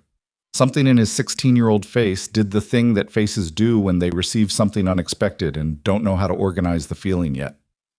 "Okay," he said. He left. Eliza stood at the lane until the dust from Avery's wagon had settled back onto the road, and then she turned back toward the farm. The senator was in full commentary. The pale hen was in the wrong pen. The ledger was in the barn where she'd left it, open to the day's entries. She picked up the probe. She walked to the oldest treated section, the first patch she'd worked, the one she'd stood over in February thinking it's enough, not proof yet, but enough. And she pressed the probe into the ground. She measured. She walked to the control section. She measured again. She went back to the barn and wrote both numbers down. The difference between them was the largest gap she'd recorded since she'd started taking measurements. She sat with that for a moment. Just sat with it, which was not something she allowed herself often. The sitting with a thing, the letting it be exactly what it was without immediately turning it into the next task. The ground was changing. It was changing in ways she could measure and ways she couldn't, and both kinds of change were real. She wrote the date. She wrote the weather. She wrote the measurement. She closed the ledger. Outside, the September evening was coming in the way September evenings come in Missouri, slowly, with a quality of light that is specific to the turn of the season, a particular amber thinning toward gray that always made her feel the year was genuine, that time was actually passing and not simply repeating. She sat in the barn doorway and let the evening come. It had been 7 months since Gideon had put his letter on her table. 7 months since she'd stood in the worst patch of her land and pressed her hand against the surface and asked it what it would take. 7 months of ledger entries and moved pens and cold mornings, and the senator's opinions and Danny's silent Thursday presence, and Martha's midnight enforcement of sleep. She was tired in the way you get tired when you've been running on the fuel of necessity, and the necessity has shifted into something that isn't quite security, but is close enough to it that your body notices the difference. The senator announced something from the east pen. She looked in that direction. The evening light was on the north field, where the harvested treated section showed the dark, rich soil exposed at the stubble base, darker than it had been in February, darker than it had ever been in her father's time, or in any photograph of this land that she'd ever seen. She'd done that. With 180 unwanted chicks and some salvaged lumber, and a ledger she'd started from the back page, and a neighbor who brought food at midnight, and a 16-year-old boy who read to his father, and a rooster with too many opinions about the world. She'd done that. She went back inside, heated what was left of Martha's food, and ate at the table with the ledger open beside her. Not writing, just having it there. She read back through some of the early entries. February and March, the careful daily records from when she'd had no idea whether any of it would work, the measurements that now read as the beginning of a story she'd been telling without knowing it was a story. She found the first entry that mentioned a visible difference in the soil. She read it twice. Then she turned to the current dates page, looked at today's numbers beside February's numbers, and the distance between them was so large that she had to check the earlier page again to make sure she'd written the original correctly. She had. The ground had come a long way. So had she. She closed the ledger and washed her dish and went to bed at a reasonable hour for the first time in longer than she could precisely remember. The senator had one last thing to say about the evening. She let him say it. The full laboratory results from Thomas Avery's college arrived on a Thursday in late October, which meant Danny Greer was there when the envelope came, which meant Eliza had an audience for opening it whether she wanted one or not. She didn't open it immediately. She set it on the work table in the barn and finished what she was doing, adjusting the wire tension on the West pen, which had been loose since Tuesday and which she'd been meaning to get to for 3 days. The senator observed this with his usual commentary. Danny watched her with the studied patience of someone who had learned, over the course of a season working alongside this woman, that she did things in her own order and that order was not negotiable. When she finally sat down at the work table and opened the envelope, Danny leaned against the barn doorframe and looked at the middle distance in the specific way of someone trying to appear as though they were not listening. The laboratory report was 12 pages. Avery had attached a handwritten note, 3 pages, close writing, the kind that suggested he'd started with the intention of being brief and lost control of it. She read the note first because the handwriting told her more about his state of mind than the formal report would. The note opened with the words, "I want to be direct with you before you read the formal results, because the formal language will understate what I'm actually looking at." She read that sentence twice. Then she kept going. The organic matter accumulation in the oldest treated sections was, according to Avery's laboratory, more than 4 times the baseline measurement taken from the untreated control sections of the same field. 4 times, in less than 8 months of active rotation. The structural density measurements confirmed what the penetrometer had suggested during his September visit. The physical architecture of the soil in the treated sections had changed at a depth that went well beyond simple surface amendment. The clay particles, which in the control sections were still packed in the tight interlocking structure that made heavy clay so resistant to plant roots and water movement, showed measurable changes in their arrangement in the treated zones. Not a transformation. He was careful about that word, careful in the way researchers are careful when they don't want to be accused of overclaiming, but a reorganization that was moving in a direction that normal clay soil, left to its own devices, would take decades to achieve.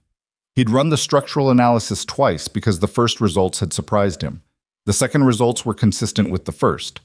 He wrote, "I've shared these preliminary findings with 2 colleagues whose judgment I trust. Both said the same thing, which is that the rate of change isn't consistent with what the standard literature would predict for a surface amendment program of this duration. One of them asked me what method you were using that was different when I explained the movable pen system, the mechanical disruption component, the concentrated direct application, the rotation preventing any section from being overloaded," he said, and I'm quoting him directly. "That's not a farming technique, that's an engineering solution to a soil chemistry problem. I think that's right, and I think it's important that you understand that's what you've built, because I don't want you to receive these results and think they simply confirm what you suspected. They go further than what you suspected." Eliza set the note down on the table.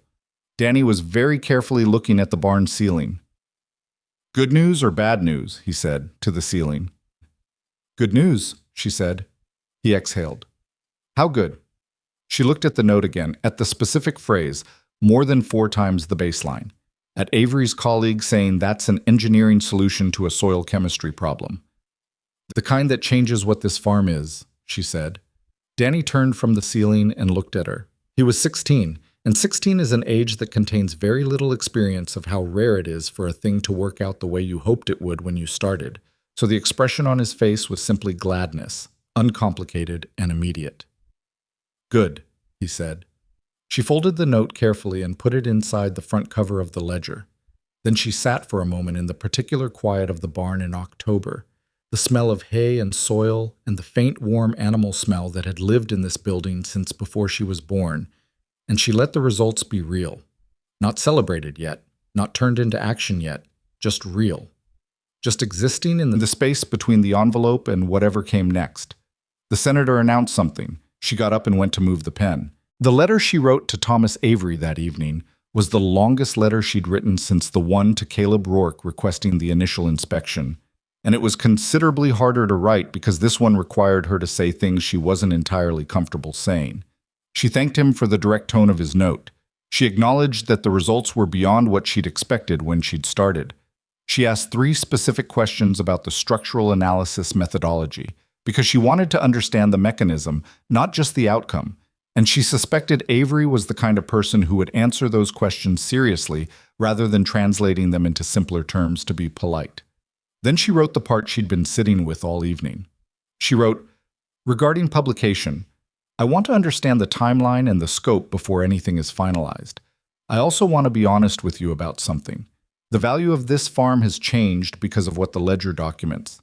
The value of the method I've developed has changed because of your laboratory results. I'm aware that these 2 things, the farm's value and the method's value, are connected, and that publishing the method means sharing it in ways I cannot control. I've thought about this, and I've decided that sharing it is the right thing to do, not because I'm indifferent to my own interests, but because the problem this method addresses, clay soil that farming communities have given up on, is not a problem unique to my 38 acres. If there are other farms that could use this, those farms matter too. I'm telling you this so you understand that my agreement to publication is not naive. I know what I'm giving. I'm giving it deliberately." She sealed the letter and set it with the outgoing correspondence she gave to Danny on Thursday mornings. Then she opened the ledger and recorded the day's soil measurements, the pen positions, the weather, the temperature.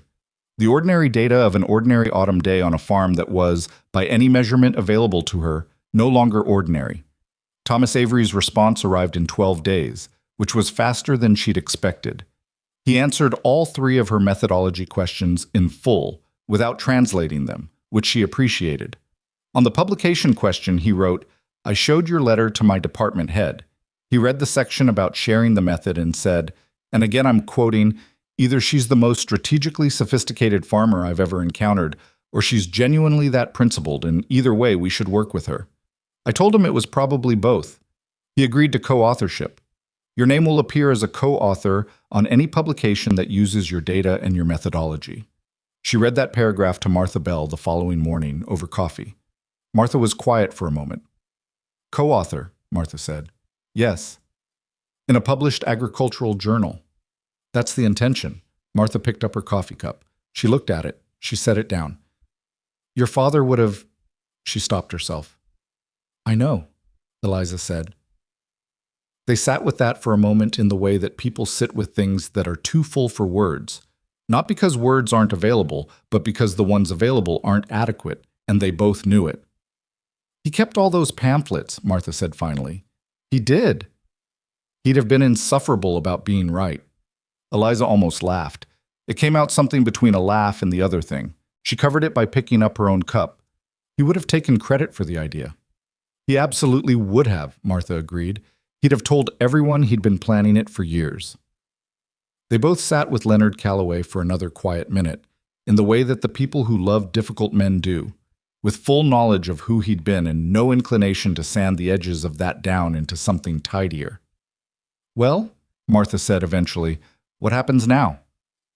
What happened now was a thing Eliza had been thinking about since September, since Avery's first visit, since the moment when the farm's situation had shifted from survival to something that might have room in it for intention.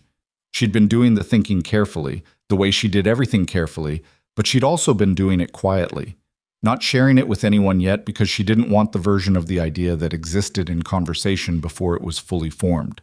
But Martha was Martha. "Gideon told me he wants to send farmers here," Eliza said. "Farmers with the same kind of ground. He said it at the meeting in August. He asked permission to refer them to me." I remember. I said yes because I needed the goodwill and because I believed it was the right thing to do. She turned her coffee cup in her hands. "But I've been thinking about what that means in practice. A farmer comes here, they watch the pens for an afternoon, I show them the ledger, and then they go home and try to replicate something that took me 7 months of daily observation to develop.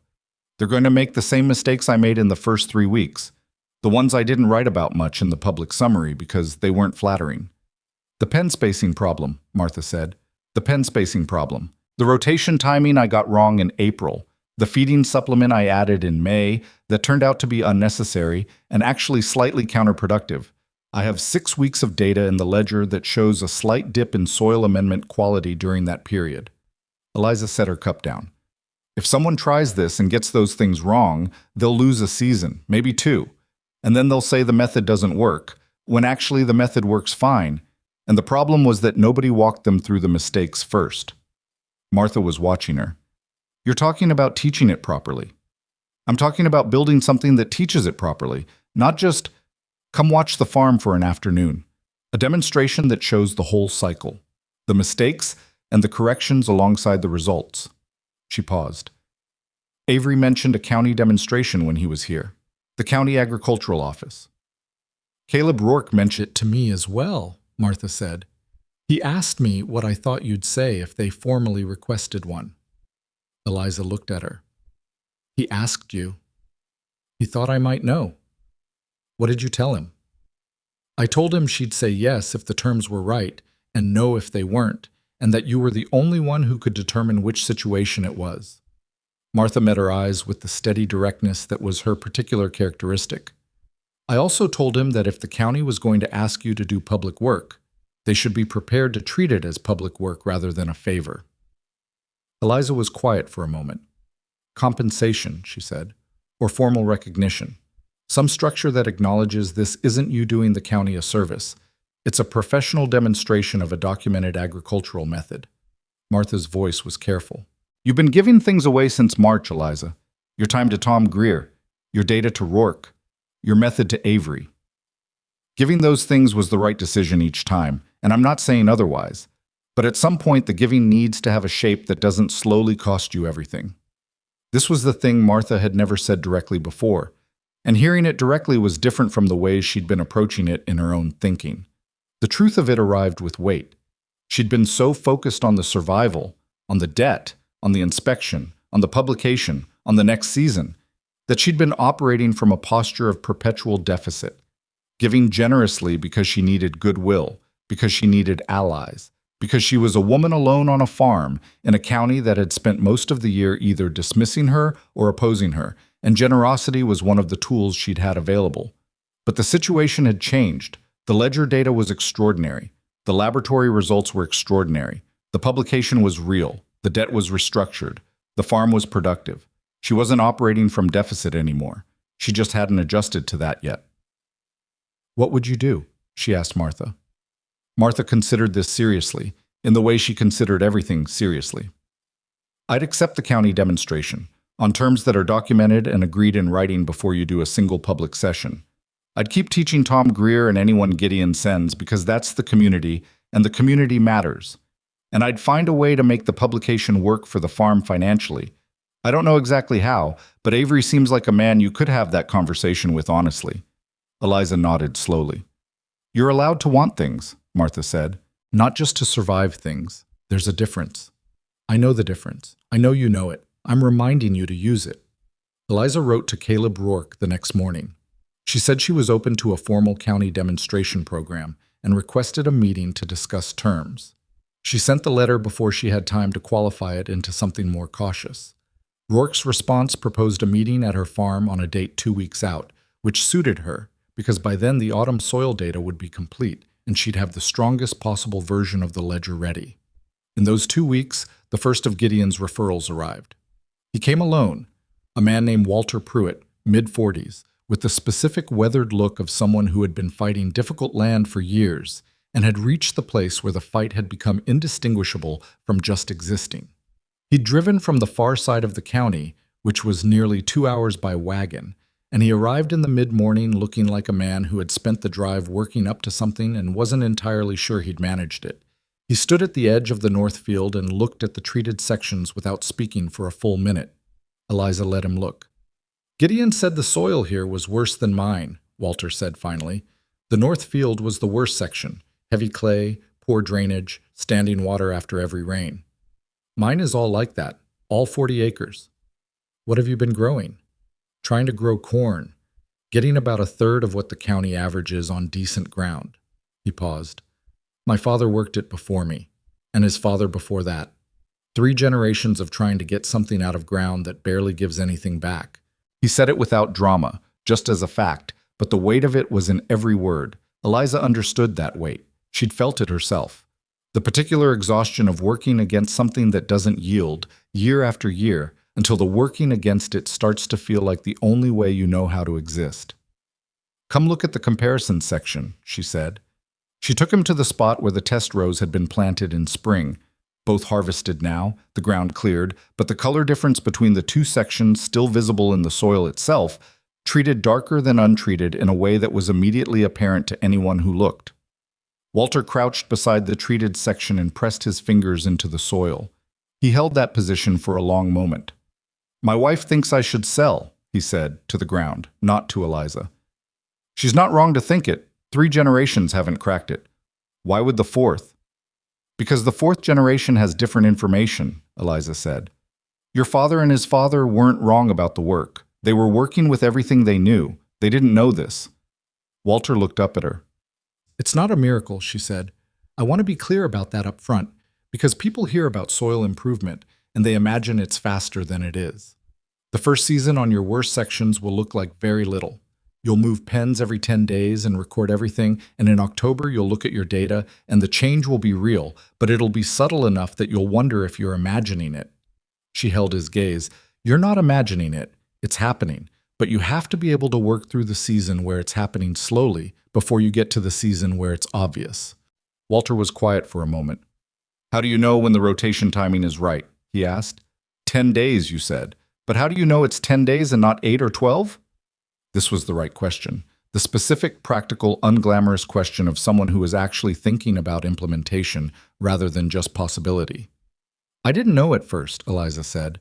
I started at 10 days because that's what seemed reasonable from the literature. And then I watched the soil condition when the pen was removed and compared it to sections where I'd run shorter and longer trials. She stood up. Come to the barn. I want to show you the ledger entries from April. That's where I worked this out, and the data shows the comparison directly. They spent 2 hours in the barn with the ledger. Walter asked careful questions. He wrote things down in a small notebook he'd brought, which told her something about his seriousness of purpose. He made her walk him through the pen construction twice, the skid dimensions, the wire gauge, the frame weight, because he was already thinking about his own lumber and what he had available. He was not, Eliza noticed, a man who asked why she was doing this. He did not express surprise that a woman alone had developed a system that had transformed her land. He simply absorbed the information with the focused attention of someone for whom the information was more immediately important than any questions about its source. She found she respected that deeply. At the end of the 2 hours, he stood up and looked at the ledger, still open on the table, still in her handwriting, still the record of every single day since February. Can I ask you something personal? He said. She waited. When did you know it was going to work? Really know, not just hope. Eliza thought about this honestly. The 3rd Saturday in June, she said. I'd planted the comparison rows and I was only allowing myself to check them on Saturdays, and on the 3rd Saturday. Martha Bell came with me, and she looked at the treated row and she stopped talking. Martha doesn't stop talking easily. When the treated corn stopped her words, I knew. Walter looked at her. Something in his face shifted. Not quite a smile, but the thing that happens before a smile. The softening that means something has landed. That's specific, he said. It was a specific moment. He closed his notebook. He looked at the barn wall for a second, the way people look at walls when they're seeing something else entirely. I'm going to go home and build a pen, he said. Build 8, Eliza said. 1 is not enough to learn anything. 8 it is. She walked him back to his wagon. He shook her hand at the lane, a firm grip, the kind that had been shaking other farmers' hands his whole life, and knew what the gesture meant. Gideon said you'd been through it, Walter said. The debt, the complaint, all of it. Yes. He said you were... He paused, choosing words. He said you were someone worth listening to. That's how he put it. Eliza considered this. Coming from Gideon Hale, who had put a 30-day letter on her breakfast plate in February and filed a county health complaint against her in June, that particular phrasing had a weight she couldn't entirely assess. Worth listening to. Not impressive, not remarkable. Worth listening to. Which was its own kind of revision. The minimum acknowledgement of a man who had operated on the assumption that she wasn't. That's generous of him, she said. Walter's expression suggested he knew what she meant by generous. Good luck, he said, with the season. And you? He drove away. She watched until the lane curved and his wagon disappeared behind the hickory tree. Caleb Rourke's meeting was on a Tuesday, and he came with 2 people from the county agricultural office she hadn't met before, a woman named Patricia Holst, who managed the office's education programs, and a heavy-set man named Arthur Crane, who appeared to be there in some administrative capacity and who said very little for most of the meeting. They sat at Eliza's kitchen table, which had held a lot of significant conversations in the past year, and showed it in the way of tables that have been lived around. A cup ring near one edge, a slight wobble in the third leg, the specific worn quality of furniture that has been used by people who had real things to discuss at it. Patricia Holst had done her reading. She'd seen Rourke's report, had apparently talked to Avery, and came to the meeting with a clear understanding of what had been documented on the Calloway farm. She was a direct woman who didn't use the preliminary social lubrication that some people felt was required before a business conversation, which Eliza found comfortable. We'd like to organize a formal demonstration at this property in the spring, Patricia said, for county farmers, specifically those working heavy clay soil in the sections Rourke has identified as having similar composition to what you've treated here. We estimate perhaps 40 to 60 participants. What does formal mean? Eliza asked. It means a structured program, 2 sessions, a morning of field observation and an afternoon of methodology discussion. We'd prepare materials, handle logistics, arrange the venue setup. Patricia paused. We'd like to use your field, your pens, and your documentation as the demonstration material. And in exchange? Patricia looked at her steadily. We can offer a modest honorarium for your time and the use of the property, and formal recognition from the County Agricultural Office, a citation that acknowledges the methodology you've developed and its application to county soil improvement. What does modest mean? Patricia named a figure. Eliza didn't change her expression. The figure was not insulting, but it was not what the ledger data was worth, and both of them in the room knew that. And the question was whether Patricia was willing to have that conversation or whether she'd come with a floor that she'd present as a ceiling. The laboratory results from Mr. Avery's college, Eliza said, document a rate of soil improvement that is, Mr. Avery's words, not consistent with what the existing literature would predict. That's not a modest finding. A demonstration built around that finding, with my documentation as the material, is not a modest event. Patricia didn't flinch.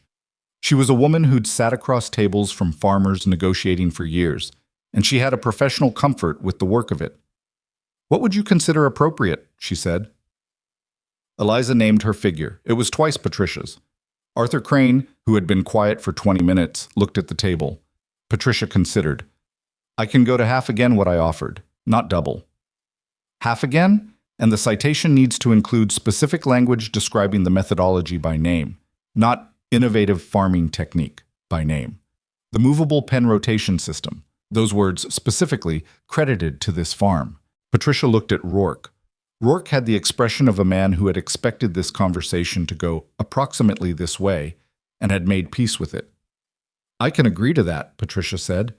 They shook hands across Leonard Calloway's kitchen table. After Patricia and Arthur had gone, Rourke stayed for a moment. He stood in the kitchen with his hat in his hands, which Eliza had noticed was his habit when he was thinking about how to say something. The publication, he said. Avery tells me it's scheduled for the spring agricultural review. That's the timeline he's given me. When it comes out, and I want to be direct about this, it will change things here in the county in ways that the inspection report and the demonstration won't. People read those publications, not just farmers, researchers at other institutions, extension officers across the state, he paused. It will bring attention, some of it useful and some of it not.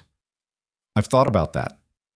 There will be people who question the findings. There always are. The ledger is dated from the first day, she said, every single entry.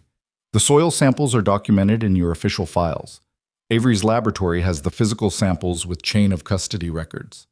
There's nothing in the findings that isn't traceable back to a dated, verifiable source. Rourke nodded slowly. I know. I'm not worried about the findings. I'm warning you that being right doesn't make you immune to the people who'd rather the findings weren't right. I've already met those people, Eliza said. I know how to handle them. He put his hat on. Yes, he said. I believe you do. He left. Eliza stood in her kitchen for a moment. Outside, the October afternoon was running toward evening, the light doing that specific amber thing that it did at this time of year. The pens were out in the field where they always were. The ledger was in the barn where she'd left it. She thought about what Martha had said. You're allowed to want things, not just to survive things. She'd spent 9 months in survival mode, which was necessary. It had been a matter of genuine survival, of a real debt and real threats and real uncertainty about whether the farm would still be hers by the time the soil had time to change. But the survival had worked, and the farm was hers, and the debt was restructured, and the soil was documented in a laboratory report that used the phrase more than 4 times the baseline, and there was a publication coming in the spring with her name on it, and there was a county demonstration with her methodology named specifically, and Walter Pruitt was going to go home and build 8 pens, and Tom Greer's South Corner was already in its 2nd month of rotation. She'd survived. Now she had to figure out what she actually wanted. It took her a few days to work that out. What she wanted was the farm.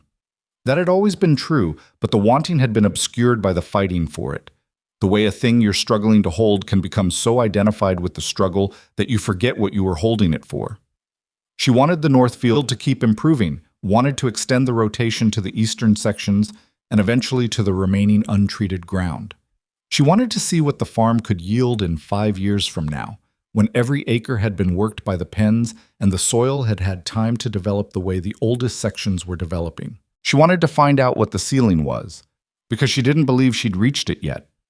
She wanted the Whitmore parcel. This was specific and practical. The Whitmore land to the north was the same clay soil as her North Field, same structure, same problems, same potential. With the right of refusal she'd negotiated from Gideon, she had the first claim if it came to market. She didn't have the capital yet, but the publication would change that in ways she was beginning to understand. Research institutions and agricultural organizations sometimes provided grants for demonstrated soil improvement work. Avery had mentioned this without pressing it, in the way he mentioned things he thought were relevant without making them urgent. She wrote him a letter about it. He wrote back within a week. He knew 2 organizations that funded applied agricultural research. He would make introductions if she was interested. He would be honest. The process was slow, and the outcomes were not guaranteed, and the paperwork was exhausting. But the documented results from her farm were, in his professional judgment, exactly the kind of evidence these organizations existed to support. She wrote back, "Make the introductions. I'll handle the paperwork."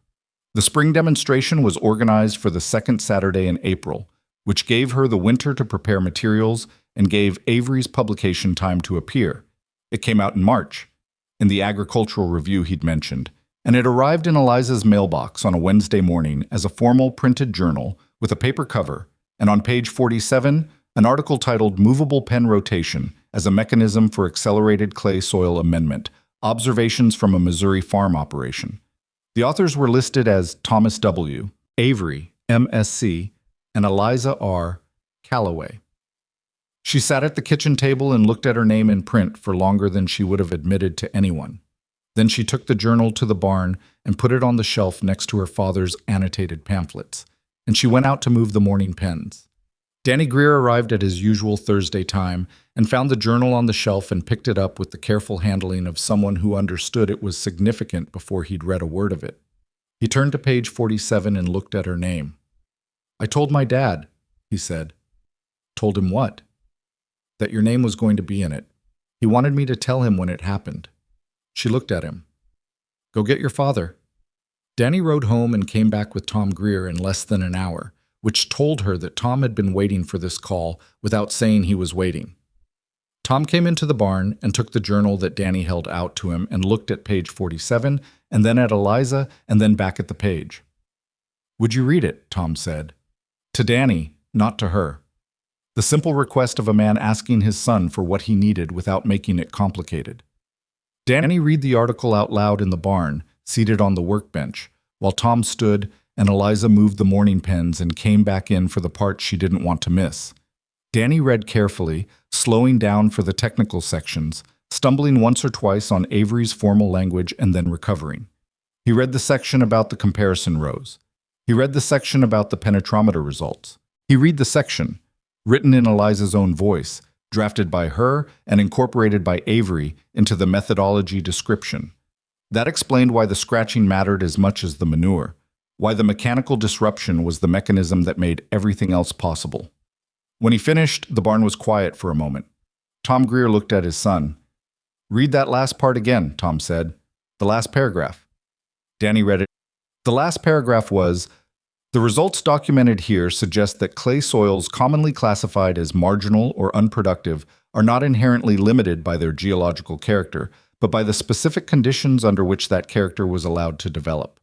The intervention demonstrated in this study, low cost, low infrastructure, applicable at small farm scale, offers a practical mechanism for the remediation of difficult ground without requiring capital investment beyond the reach of the farms most in need of it.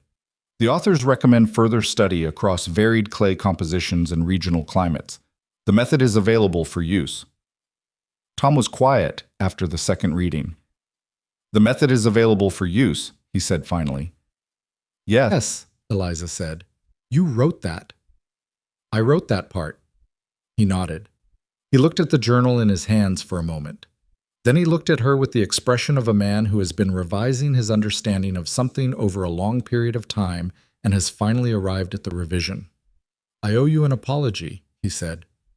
She waited. "When you first started this, the pens, all of it, I thought Gideon was probably right." He said it plainly, without softening it. "I thought you were a woman in over her head trying something desperate. I sent Danny to help because I was curious, not because I believed in it. I should tell you that." She held his gaze. "I know that," she said. "I knew it then. And you still let him come. I needed the help, and I thought you'd see it when it was ready to be seen." She paused. "You came around when the evidence was there. That's not nothing." Tom looked at the journal again. He handed it back to Danny and put on his hat. "Saturday's demonstration," he said. "I'll be there." "You've already seen it," she said. "I want to hear how you explain it to people who haven't." He said it simply. "I want to see what they do with it." The demonstration on the second Saturday in April brought 53 farmers to the Calloway farm, which was more than Patricia Holst had estimated and more than Eliza had fully prepared the space for, which meant the morning session was slightly crowded around the field sections, and someone had to bring extra benches for the afternoon methodology discussion. Gideon Hale had sent 6 farmers from his referral list. Caleb Rourke had sent others. 3 had come from outside the county entirely, which Eliza had not anticipated, and which suggested the March publication had traveled further and faster than she'd expected. One of them was a woman. She was perhaps 50, with the specific bearing of someone who had been working difficult land for a long time and had developed the economy of movement that comes from years of physical work. She introduced herself as Clara Marsh from a farm near the eastern state line, and she'd ridden 3 hours to be here. She stood next to Eliza during the morning field session and asked the sharpest questions of anyone present. Not hostile questions, the kind that come from genuine technical engagement, from someone trying to understand the mechanism rather than just the result. She asked about the relationship between rotation timing and clay type. She asked whether Eliza had tried varying the group size to test different manure densities. She asked about winter management of the pens. Eliza answered everything directly. When she didn't know the answer, which happened twice, she said she didn't know the answer yet, and she had it in her plan to find out. And if Clara wanted to correspond, she would share the data when she had it. Clara looked at her with an expression that Eliza recognized from her own mirror. The expression of a woman who has been waiting for someone to talk to her, as though she was capable of handling the full version of a thing. "I'm going to try this," Clara said. "I've got 60 acres of clay that hasn't produced adequately in 12 years. "Document everything from day one," Eliza said, "even the days that look the same as the day before, especially those days. Boring data matters. Boring data is all that matters in the end. The exciting data is just the boring data added up." Clara smiled, the contained smile of someone who doesn't smile easily and means it when they do. Are you ever in the eastern part of the state? I haven't been, but I could be. Come see my 60 acres in the fall if the rotation is in progress. I'd want your eyes on it. Write to me in August, Eliza said. Tell me where you are, and I'll come. She meant it. She recognized in the weight of meaning it that something had shifted in the way she understood her own life. She wasn't defending the farm anymore. She wasn't surviving. She was building something, not just the soil, though the soil was still the center of it, but the thing that the soil made possible, which was a life that moved forward instead of against. The afternoon methodology session ran long. Farmers had questions that became other questions. The pen construction discussion became a 2-hour workshop when someone asked about adapting the design for a different lumber profile, and 3 other people had different versions of the same problem. Eliza answered each variation without impatience, which required more patience than the actual farming sometimes did. The old farmer came at the end of the session. His name, she learned afterward, was Samuel Crow. He'd been at the edge of the group all morning and all afternoon without asking a single question. He was perhaps 65, with 40 years of farming written in every part of his face and hands, and the deliberate way he moved. He came to the north field after the formal session had ended, while people were still dispersing, and he stood at the edge of the oldest treated section and looked at it. Then he crouched. He pressed his fingers into the ground in the unhurried way of someone who had been pressing their fingers into ground for 40 years and knew what they were feeling. He held that position for a long moment. Eliza stood nearby and let him. When he stood up, his eyes were wet. Not dramatically, just the specific moisture that sometimes gathers in old eyes, looking at something they hadn't expected to see. He didn't try to hide it, and she didn't acknowledge it because both of those responses would have been wrong. I've never felt ground like this, he said. Not on clay. It took 8 months, she said. On the worst section. He nodded slowly. I've been blaming the ground my whole life. He said it without self-pity. Just a man accounting for something. My father blamed it. I blamed it. Just clay. No good. Do your best. The ground wasn't the problem, Eliza said. It was the approach. He looked at her. Yes, he said. I can see that now. He looked back at the field. What a waste. She heard the weight of it. 40 years. His father before him. Ground they'd worked as hard as anyone could work it, and never found the answer because the answer wasn't in working harder, it was in working differently, and nobody had handed them differently. Not a waste, she said.